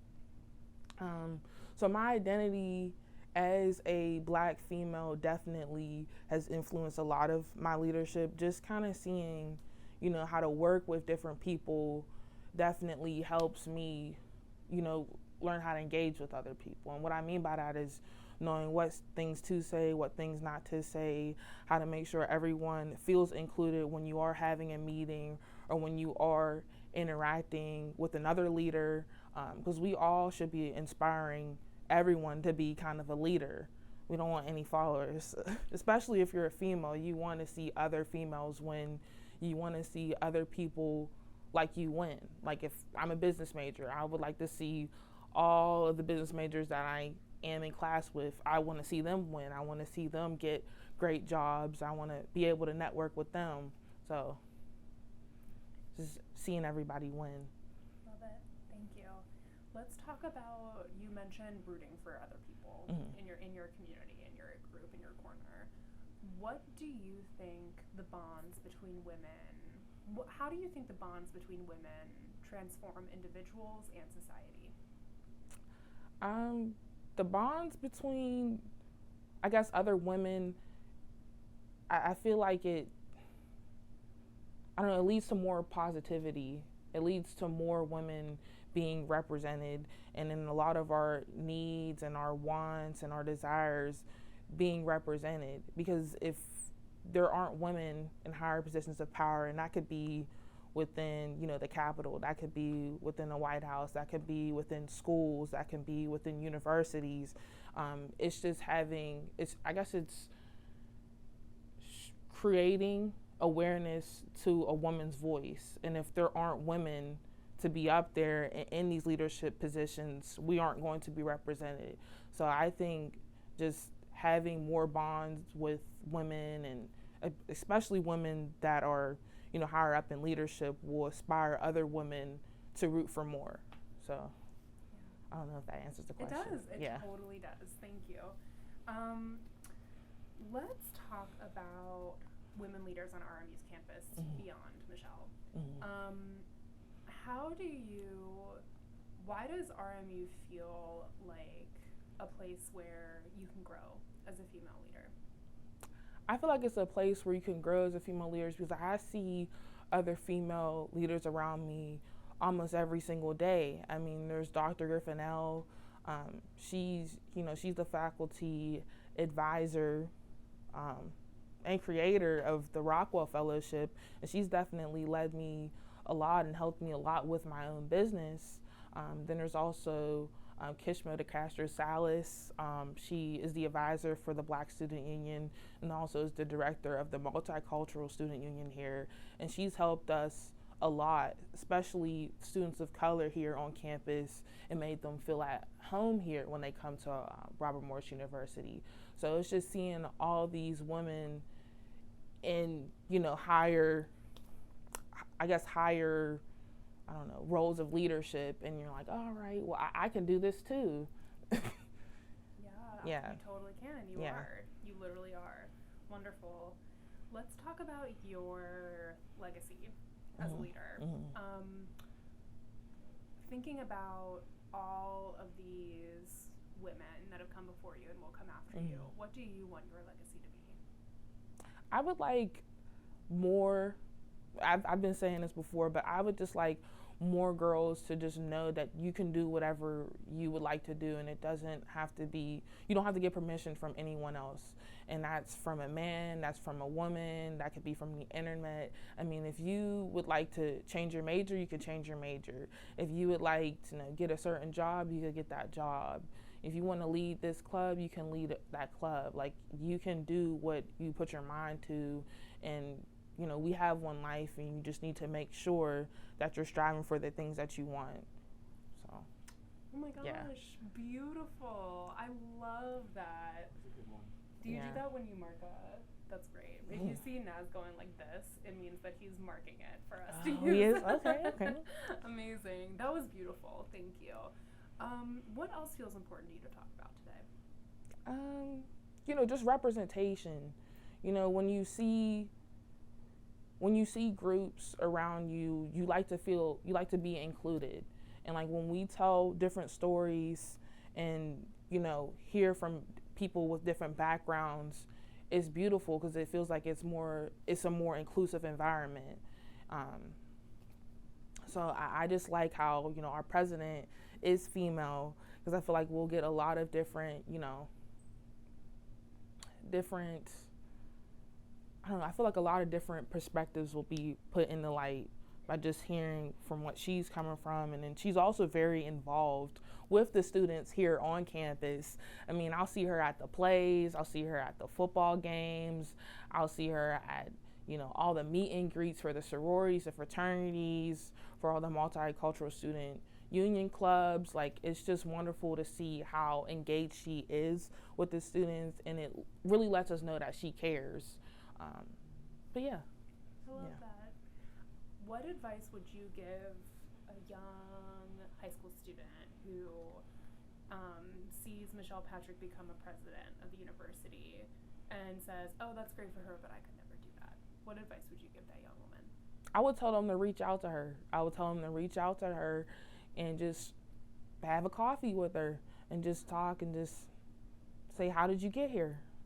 Because, I mean, it's always nice to learn how people got from where they are at, because you never know where somebody started from. Like, even during the retreat, when we met Tiffany and we heard her story, some people come from a background and they come from lives that you never knew that they came from, and then they're so successful, but you just never know exactly where they started from.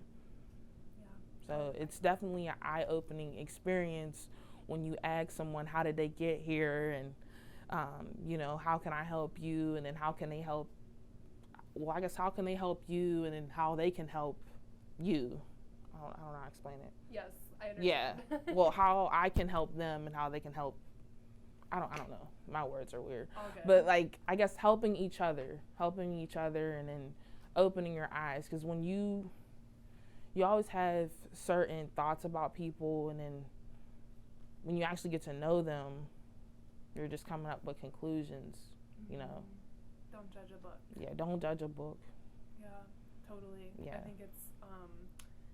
I think that Tiffany's keynote was really eye-opening. Definitely. In that sense. I mean, that exercise we did was like stunning in so many ways, and just like recognizing the humanity in one another, I feel is very important. Yeah. And I hope that my goal as director of the Wlmp is to like instill a little more like humanness in people's leadership, because I think that that's like missing in a lot of ways in the world.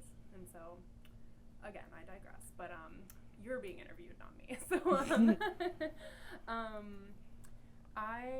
what else feels important to you to share?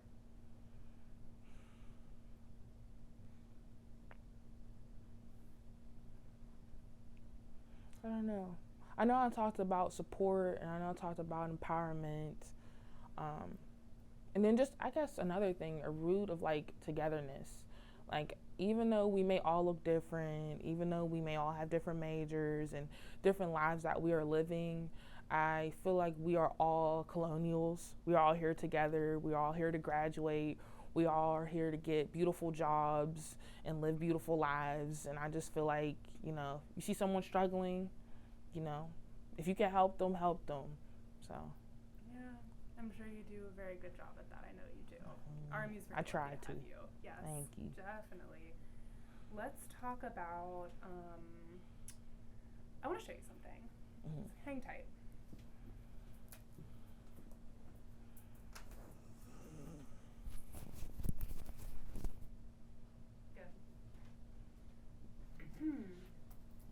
Okay, Cheyenne. This is an RMU yearbook from 1965. And if you flip through that for a second, you will see photos of women past here at the university. And I just wanted to get your thoughts on that. How does that make you feel, seeing women from many decades ago? I mean, it feels awesome just to see other women, you know, making sure they prioritize their education. I mean, it's really nice to see, you know, that it stems from 40, well, no, I guess it's 60 years ago now. Yeah, 60 years ago. So it's definitely nice to see, you know, these women apply themselves, and it lets you know that you're no different. You can apply yourself as well. Yeah. I love that. Yeah. Definitely. What would you, how do you feel knowing that in 2022, you are continuing this legacy that these women have left before you? It makes me feel like I'm a part of a community, honestly. And I'm sure if I ever reached out and asked any of them, like I remember your question earlier, reaching out and talking to Dr. Michelle, well, I guess not Dr. Michelle, but President Patrick, reaching out to President Patrick and just asking her how she got there. You can always obviously ask how all these women how they got here. So I'm sure it wasn't an easy road. Yeah. Imagine in like 1965. Definitely. Yeah, for sure. Great. Cheyenne, I would. Is there a pageant here? Yes, I believe so. Why don't we don't have pageants now? There's a whole pageant here. I want to show you one other thing, actually, now that you mention that. I can hand you. Yeah, give me 1 second. Here is one. This is a dance card. Do you know what a dance card is? No. It is a... Oh, it's like an invitation?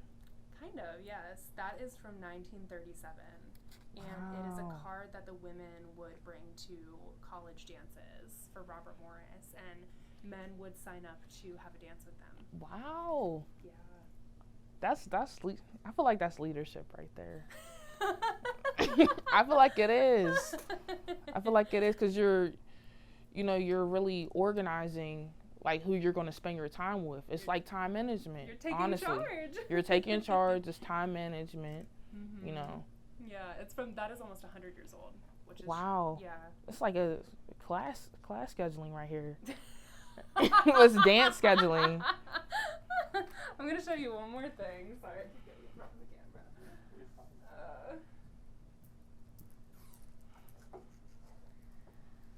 All right.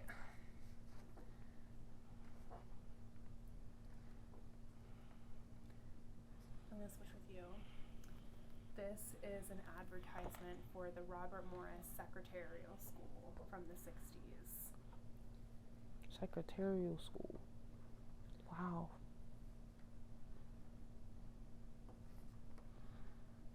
What is your reaction to that?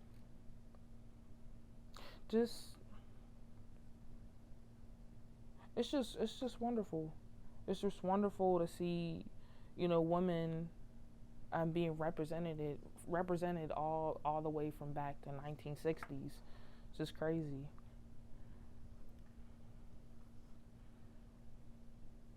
And then just to see, like, you know, there's been women here since, you know, people have been using, like, the telephone, typewriters.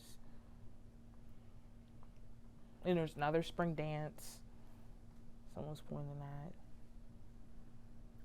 Why do you think it's important for women to prioritize their education? Because, you know, you get to, I don't know, representation means a lot. It definitely means a lot, especially within the education world, politics. There's also just in regular life, like, it's nice to be able to learn from different people. Like, if you're working with people who all look like you, you're not going to learn in life. You're just not. You're not. You're going to be comfortable. And I feel like life, you actually have to jump and be uncomfortable to be able to learn and gain new skills. So working with women and working obviously with men too, definitely builds character. It does. Amazing answer. Mark it. Yeah. Yes. It really does. And Yeah. it's so important that we're all working to move through this quickly, but I do promise that we're going to ask you all the hard-hitting questions that we need from you. Have you ever been interviewed on camera before? No. Okay. Are you nervous at all? A little bit. Okay, you're going to do great. Feel free to take a breath, take a beat, do whatever you need, start over. You can say, I hate my answer. I want to say something completely different, and that's fine. Am I able to, like, think through it? Can we cut, like, after a question and then think? Absolutely. Okay. Yes, the floor is yours, really. So Nana, really, we're going to start with surface level stuff. Tell me your name, your age, your major, and a little bit about your hometown and what it was like for you growing up. Okay. Hi, my name is, do I face there? No. Her. Okay, sorry. Hi, my name is Nana. I am 19 years old. I am an actuarial science major with a minor in economics. I come from Silver Spring, Maryland, but I was originally born in Ghana, West Africa. I grew up in a community where I didn't see myself in being able to elevate to, like, leadership positions. And all around me, I was raised in a very stereotypical household in Ghana. So being here, seeing this, wait, am I skipping? No, keep going. No, you Okay. were totally on a roll. Okay, being here and seeing this moment is really monumental, especially because President Patrick is my mentor. So seeing her embody women leadership and being the voice for everyone at RMU is so super and so cool and so important for everybody. Amazing. You covered so much territory. Thank you. Thank you. I'm going to ask you to try to not swing your legs. Okay. Only because I can see you rocking back and forth a little bit up top. Okay. But other than that, incredible. Have you been thinking of your answer? No. Really? That was off the top of your head? Okay, awesome. I thought you would have a lot to say because she's your mentor, so I'm glad you're here today. Tell me about President Patrick's your mentor. Tell me why you think she is going to make a great president. Well, first of all, she is Michelle Patrick. But okay, for real. Yeah.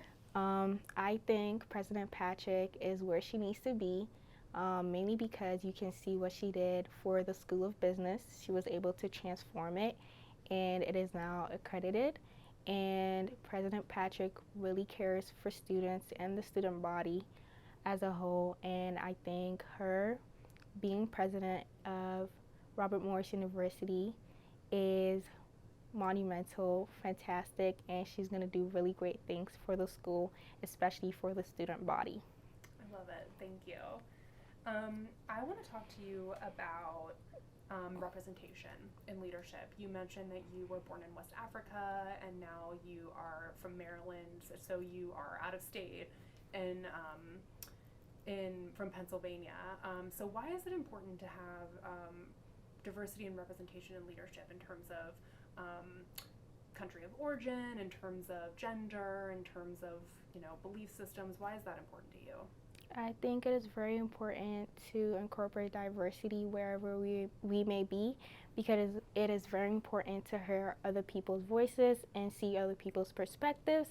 And I believe when we are more inclusive and diverse, it really helps to unify everybody at the same time. Also because Pennsylvania isn't as diverse as other places that I have been in. So seeing this change, seeing this improvement is really great. I love that. That's so great. You're doing such a great job. Let's talk about your time with Michelle. She's your mentor, and you two obviously have a supportive relationship. What can supportive relationships between women do to transform not only the individual but our society? I believe supportive. What was the question again? Sorry. Yeah. What can supportive relationships between women do? Supportive relationships between women can help both sides because as women leaders, we strive to be the representation that we do not see. So being that representation and having someone that we can support and help them be the leaders that they can be is really important. Also, having a supportive mentor helps in all aspects of life, professional, academic, personal. Having President Patrick as my mentor has been very, very inspirational. From going out to eat for every meeting, she feeds me, she advises me, she takes care of me. She is very particular about my personal mental health as well as my academic goals. She is also a very selfless woman, and she makes sure we're able to achieve the goals that I set forth, and she always pushes me to go above and beyond. Oh, I think she's gonna really love that. I'm so happy to hear that, and I'm so happy that you two are paired together. It seems like it was a really good fit. Yeah, because when she was like, when she got the email, she was like, did I tell you guys anything? Did I tell you guys anything? I was like, no, I don't know why they asked you if you still wanted to be my mentor. But yeah. The only reason I asked is because I knew that her schedule was about to get bananas, and I just wanted to make sure that she physically still had the time. Yeah. And she is such an incredible leader that she was like, no, I'm gonna keep doing it. And I'm not surprised at all. I just wanted to very lightly check in to make sure that I always assumed that she would continue. What else is important to you to talk about today?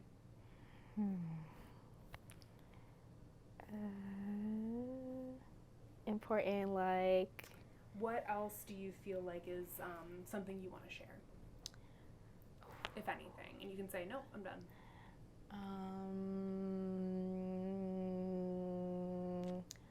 I hope that we all are able to like soak in and grasp this moment that we're going through, because we are going through That's okay. We started. All good. I hope we're all able to grasp this moment and soak in this moment, because we are going through a historical moment as President Patrick being the first woman president of Robert Morris University. And I'm so excited for the changes that we're about to see, because she did transform the School of Business, and I know she's going to transform Robert Morris University as a whole, and she's going to elevate all the women voices that have been suppressed so far. And yeah. I love it. Thank you. You have done such a fantastic job. I think we're going to put a pin in it there. And I'm so grateful. I mean, your first answer, you just like totally knocked it out of the park. You literally answered all my questions at once. So, thank you. I really appreciate you. Thank you. You too. Yeah. Are you nervous? Yeah. You're okay. I don't know. I'm still shaking. No. Run through this. I'm so sorry if I sniffle, by the way. I'm a little sick. No apologies necessary. This is your interview. You can do what you want. Do you need a tissue? That would probably be a good idea. Yeah, no problem. Let me see. Get one good blow out of there, and then maybe I won't sniffle as much through. Plenty of tissues. There you go, madam. Thank you. Gosh, there we go. Okay.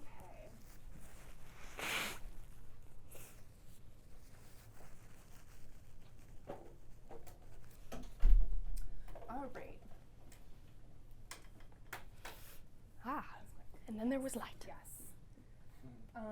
So like I said, I know your time is precious today, so we're gonna try to be efficient with this, but I promise you we're gonna hit all the points that matter. We're gonna talk a little bit about you, surface level stuff, and then we're gonna take a little bit of a deeper dive into women's leadership. Awesome. So Sarah, tell me about yourself, your name, your age, your major, your hometown, and what was it like for you growing up? My name is Sarah Grebeck. I am a junior psychology counseling major with a minor in education. I'm from Cannonsburg, Pennsylvania, which is like 35 minutes south of Pittsburgh. And growing up, it was, I don't know, it was a pretty easy life, I would say. I don't know what else to say about my home life. Yeah. I grew up with a brother who's older than me. He's 26. He was diagnosed with autism spectrum disorder when I was like about 9 years old. He was maybe 8 years old at that time. Or he was 9 years old, yeah. But so that was something that my family had to navigate through growing up, which I think was kind of what guided me to the world of psychology and the world of like therapy, and that's obviously what I want to do with my life. Nice. Sorry to interrupt. You're good. You're good. Hi, John Locke. You know, you mentioned that, so you have a brother who has autism, and that guided you to your profession. What kind of leader do you hope to be to make the world a better place for someone like your brother who's diagnosed with disability? Growing up, I watched my brother face a lot of hardships and obstacles. A lot of people would tell him that he's unable to accomplish certain things just because of the label of his disability, and that would always bug me because I know that he's a genius and he's absolutely capable of accomplishing so many far greater things. So for me, as a leader, I want people to feel empowered to be able to do anything, and even if they aren't able to do much in their day, even just like getting out of bed, that's still a win. And I want people to feel accepted and comfortable and awesome, you know, because I think a lot of people, especially people with disabilities, they face a lot of no saying, and I want to be the voice that tells people yes. So that's awesome. I think you do a really good job at that. Thank you. Tell me about your women leaders in your life growing up, or even women leaders in your life now. Who inspires you? My mother, to the strongest degree. She has been an amazing advocate for my brother. We call her Mama Bear because she's so vocal about what she needs for her kids or what her kids need, and I think that that's so strong of her, because a lot of people would be the ones to tell her that no, they don't need that, or you know, it's not necessary, or we don't have the resources for it, and she would just keep pushing them, and it's given me this sense of determination to be exactly like her in that way. I can't imagine not having my mom. She's been like such a rock for both my brother and I. So I would say her. I think my grandmother is also a huge empowering figure in my life. She passed away when I was 14, but through the time that like I got to know her and everything, she was extremely supportive in finding myself through my family in this terms of like my adoption. And she was definitely so comforting, and I think that even as like somebody who wants to be a strong and powerful leader, sometimes it's important to also remember that it's okay to be gentle and like a comforting presence around others, which I always remind my grandmother of. I love that. Can you talk about, so I love all of that, first of all. Second of all, you talk about giving leaders permission to be gentle, right? Can you talk about why there is no one way to lead? Can you talk about why it's important to have different types of personalities in leadership positions? I think there's a strong connotation with having like a hard fist in leadership and being very unwavering, when in reality there's a lot of like adaptability that's required when you lead, and sometimes there's situations that arise where you're not quite sure what's coming next. So it's important to stay balanced and prepared. And like you said, there's no right way to lead, or like there's no pamphlet that's going to give you exactly all the answers. So you kind of have to be yourself and just, I don't know, I think it's important to listen to what others are telling you, especially, you know, if you're trying something and it doesn't end up working out in the way that others think that they need, then that adaptability is obviously very important. But I think that being gentle and being a caring person first is important, and then leading is a very important aspect.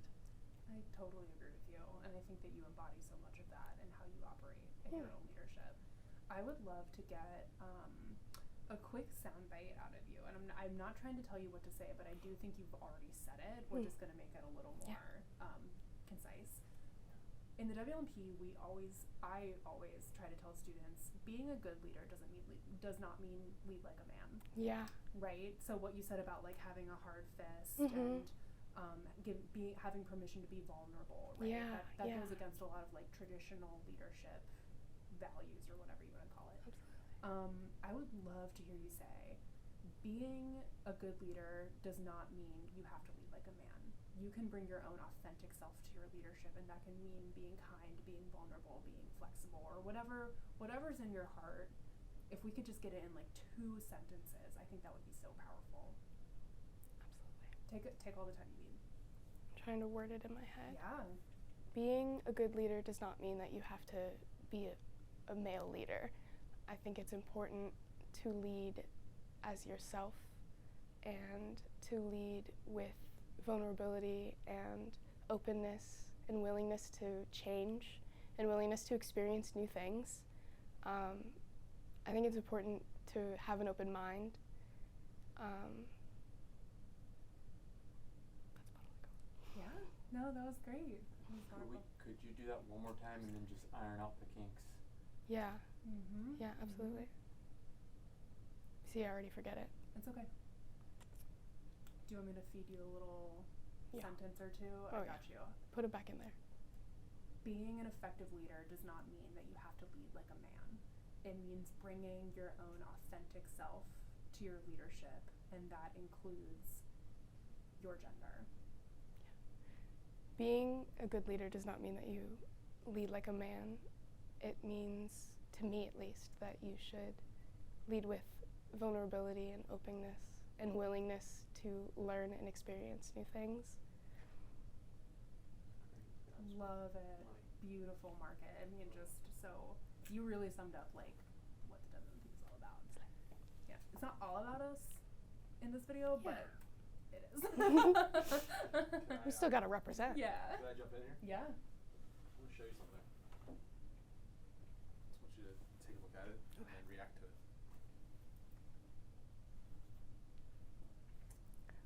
Oh. There are a total of 2 women. Yeah, so this seems to be the first 2 graduates of Wlmp. Wow. And there's only 2 women. Yeah, so in this is 1928. Okay. I mean, this is Wow. World War I era, right? I mean, Yeah. This is like, so this is a pretty cool bit of history. So well preserved. Yeah. So what? I mean, this is the. So, I do need a soundbite of somebody like reading their names and saying "wow" and reading their names, and these are the first 2 graduates of Robert Morris, first 2 women to graduate from the Pittsburgh School of Accountancy or something like that. I don't know. If you can just react to it for the camera, that'd be. Yeah. So, the Pittsburgh School of Accountancy, class of 1928, Lois M. Grandy and Nina M. Brandt were the only 2 women to graduate of that class. You just say the first 2 women. It's the Or the yeah. And that's okay. It's such a good soundbite, and I realize I'm mansplaining it to you. Sorry. I needed it. It's okay. The Pittsburgh School of Accountancy class of 1928, Lois M. Grandy and Nina M. Brandt were the first 2 women to graduate from Robert Morris University. That's actually really awesome. So what would you say to them? They're such trailblazers. I mean, for the Pittsburgh School of Accountancy, accounting, mathematics, STEM is so male-dominated. So to be the first 2 women, that's such a empowering thing to do. I mean, they may have not gotten recognized for it in the way that I recognize it, but that's extremely awesome. That's extremely, inspiring, actually. It is awesome. Wow. Could you hold it up to the camera? Yeah. Like, hold it up like, yeah, I don't know. How do you want to hold it? That was actually really good. I did it before. There you go. That's it. That's so photogenic. And look here and smell.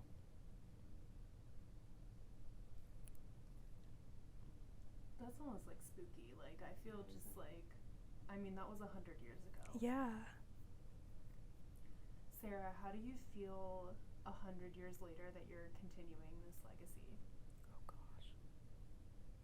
I mean, it's awesome to know that the disparity between men and women in this profession or any other profession is probably much less, but I think that there's still an extremely large amount of ways to go.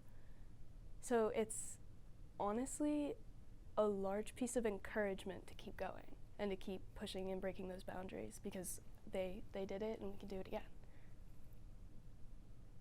So that's awesome. Oh, you're gonna make me cry. That's what I was running back to my office to get. Smart, so That's good. awesome. Sarah, Thank you for showing me that. Yeah. what else do you think is important to talk about today? I don't know. Is there anything we didn't cover that feels meaningful to you?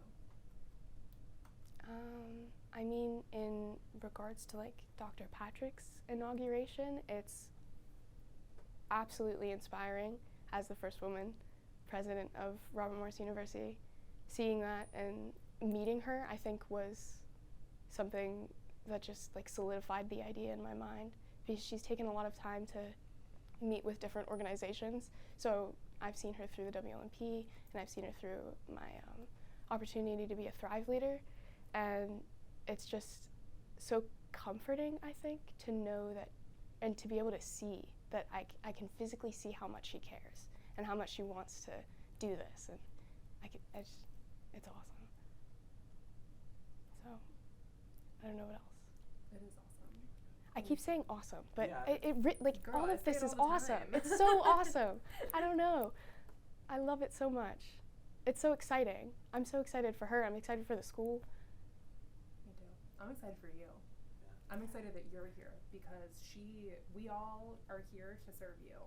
And so seeing you succeed is our success. Yeah. And I really mean that. Thank you. All right, I'm going to let you go, okay? Can I Yeah. give you a hug? Absolutely. So I don't want to. I know we put all the pictures on. Her. We don't have a picture of Michelle. Let's do it. So if we get her to put So Kaylin, tell me about yourself. Tell me your name, age, major, hometown. What was it like growing up for you? My name is Wlmp Students. I am a senior business management major here at RMU. I live in the Ambridge area, and growing up for me was a little difficult. I never really had a mentor till I got to Robert Morris, and so here I am today. Yeah. Tell me about. Okay. Yeah. Perfect. You heard me. You mentioned that you didn't have a mentor until you got to Robert Morris. What women leaders in your life inspire you, and how do they inspire you? I would say there are so many different women leaders at Robert Morris. There's so many people that genuinely care, and just building relationships with all different types of women has been really imperative to my education journey as well as my journey within myself. And so President Patrick is one of those women who has really taken me under her wing, as well as Dr. Crawley and Miss Kishma, and there's just so many different women that have really brought a great impact into my life. Yeah, I love that. And you do such a wonderful job on campus. It's so clear that they Thank have you. had, like, that you have such good relationships with them. My next question for you is, you mentioned that life was a little difficult growing up. To the extent you feel comfortable, why is women's leadership important to you in the context of your entire life, given Right. that you mentioned things were difficult for you growing up? I think leadership showed me the ability of growth. You don't have to be where you grew up or who you surround yourself with. You can always be greater and better, and women's leadership really showed me that I can be anybody who I want to be. Great, I love it. You have several leadership positions on campus, and I know that your sorority is really important to you specifically, and so is the Wlmp. How does your identity and lived experience influence your own leadership in these spaces? Like, what makes Kaylin Kaylin, and why do you feel like, how do you feel like that influences who you are as a leader? There are so many different sectors to being a leader, and I think being a woman is just one of them, but being a multicultural leader is also something different. And I think having a space for yourself or making that space is something that I had to learn how to do or how to navigate. And I would say Robert Morris did a really great job of allowing those steps to happen. I don't know if I answered, but That's okay. And I would love to pick your brain about something you just said. You said being a woman is only one aspect to being a leader, right? And I think that's so important to recognize, because John does a really good job of saying it. Being a woman is important, but it's not the only card that we play when it comes to our leadership, right? Like, I am a good leader because I am a good leader, but also my gender helps influence my leadership and make me a better leader. I would love to get you saying being a woman is an important part of leadership, but it's not the only part, and then have you follow up with, there's so many different, Michelle Patrick is a leader in her own right, and her gender just makes her a better leader, or something like that. I don't want to tell you what to say, but I would love to get a really concise soundbite of that idea, just kind of neatly packaged. And take a minute if you need it. Okay. Yeah. Yeah, take it.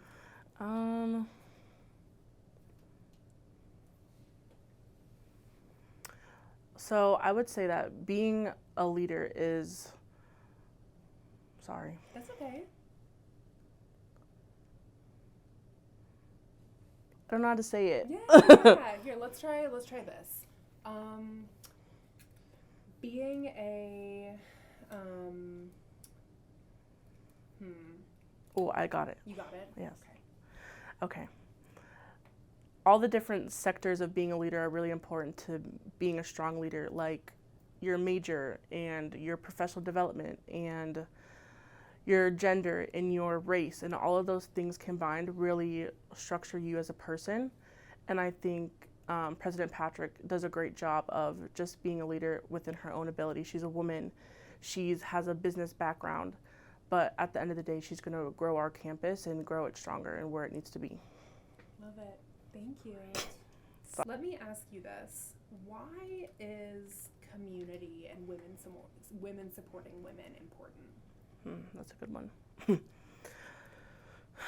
Building community is really important, just to feel like you have a home away from home. We're all traveling from different areas in order to attend Robert Morris and coming outside of our comfort zone, but really finding the people that uplift you is really important to make sure that you're growing outside of your comfort zone, you're meeting new people, and you're just growing to be the best person that you can be at the end. That's so great. I love it. Can you talk about, what advice would you give to young Kaylin who is struggling or feels like maybe she can't do it? Like, what advice would you give to yourself? If I was able to give advice to my younger self, I would tell her to keep struggling, because at the end, it's going to be really blossom. Sorry. It's okay. Let me give you a tissue. There's a reason we I can try again. No, it's okay. Very authentic. Yeah, very authentic. You don't. Okay, cool. Thank you. Sorry.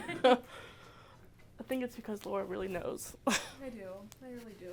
You have done such a beautiful job, and I really admire everything that you have persevered through. I think a less strong person would have had a much more difficult time, and you just have really brought so much strength to your journey here. So I wanted to make sure we interviewed you today because I know that you know the struggle. Like, you know what it's like to really struggle in a way that not many people do. So on that note, not that I want to make you keep crying, but what does this moment like mean to you? Like, what does women's leadership mean to you in the context of your own journey, your own life? I think looking up to President Patrick and just seeing her steps and seeing her strides is really important, because in the end of May I'll be graduating, and I too want to be the top of something. I want my leadership to impact people all over, and I think President Patrick is going to do a great job in her reign of president here. Yeah, definitely. What do you want your legacy to be? For young women that look up to Kaylin, what do you want? What message do you want to send to them? I think the legacy that I want to lead is that if there's not a space for you to create it, and join as much as you can.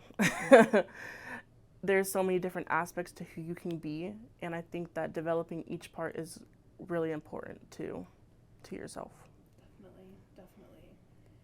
I would love to hear, and again, to the extent you feel comfortable, you mentioned that you really blossomed because you kept at it, right? Can you walk us through, like, when I was younger, I faced a lot of challenges, but I kept going, and now I'm the founder of my sorority. I'm a member of the Women's Leadership Program. I'm a, are you a Rockwell Fellow? Mm-hmm. I'm a Rockwell Fellow. Like, if you can just kind of be like, I was down here, but now I'm up here, and it's because I kept going, and I want everyone to know that you should keep going. I think what I'm looking for is specifics about what you're doing right now. Okay. So growing up, like I mentioned before, I never really had a strong mentor or had a guide or a path in life.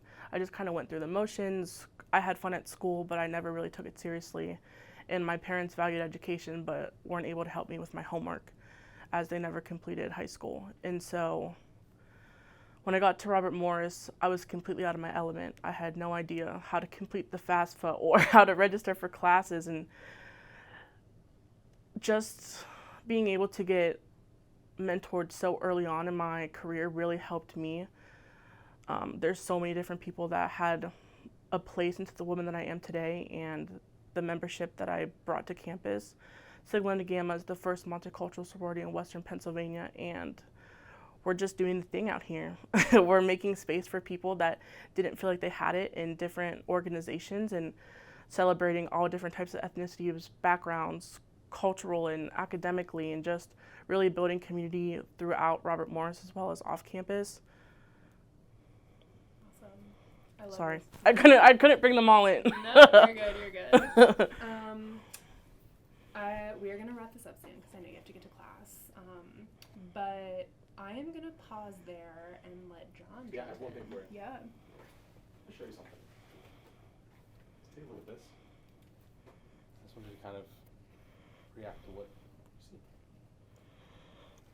I know that Robert Morris started as an accountant school for men, and that the women that attended were secretaries in the school. And so when I look at this picture, I see a lot of men, and I see 2 women at the bottom. And those 2 women are what we believe to be the first 2 women graduates of what the school that eventually became RMU. This is 1928, almost 100 years ago. And there were 2 women who made it through that program and all of the challenges that I'm sure they faced. I couldn't even imagine. What kind of challenges do you think those women faced? I would say that these women probably faced the idealization idealization of what these men wanted them to be, of what they wanted them to be. They had to break the stereotypes, probably studied way harder, and they probably put a lot of trust into each other. Do you still see that today? I would say yes, there's so many different women-led organizations on campus that really have niched themselves together in order to make themselves stronger here on campus. Do you feel like women still have to study twice as hard or work twice as hard? I think as I get closer to the end of my senior year, the more men that I see reaching towards the end, and I do think that women have to hold themselves to a different, I feel like women have to hold themselves to a different standard in order to belong with the men, and it sucks. It's just the reality of it, but at the end of the day, I know that women leadership is changing now, and that at the end of the day, it's going to be good. Yeah. It's going to be brighter. I agree. I love that. Thank you. Yeah. Thank you. Can we get a picture of you holding it up? You're just like. Yeah.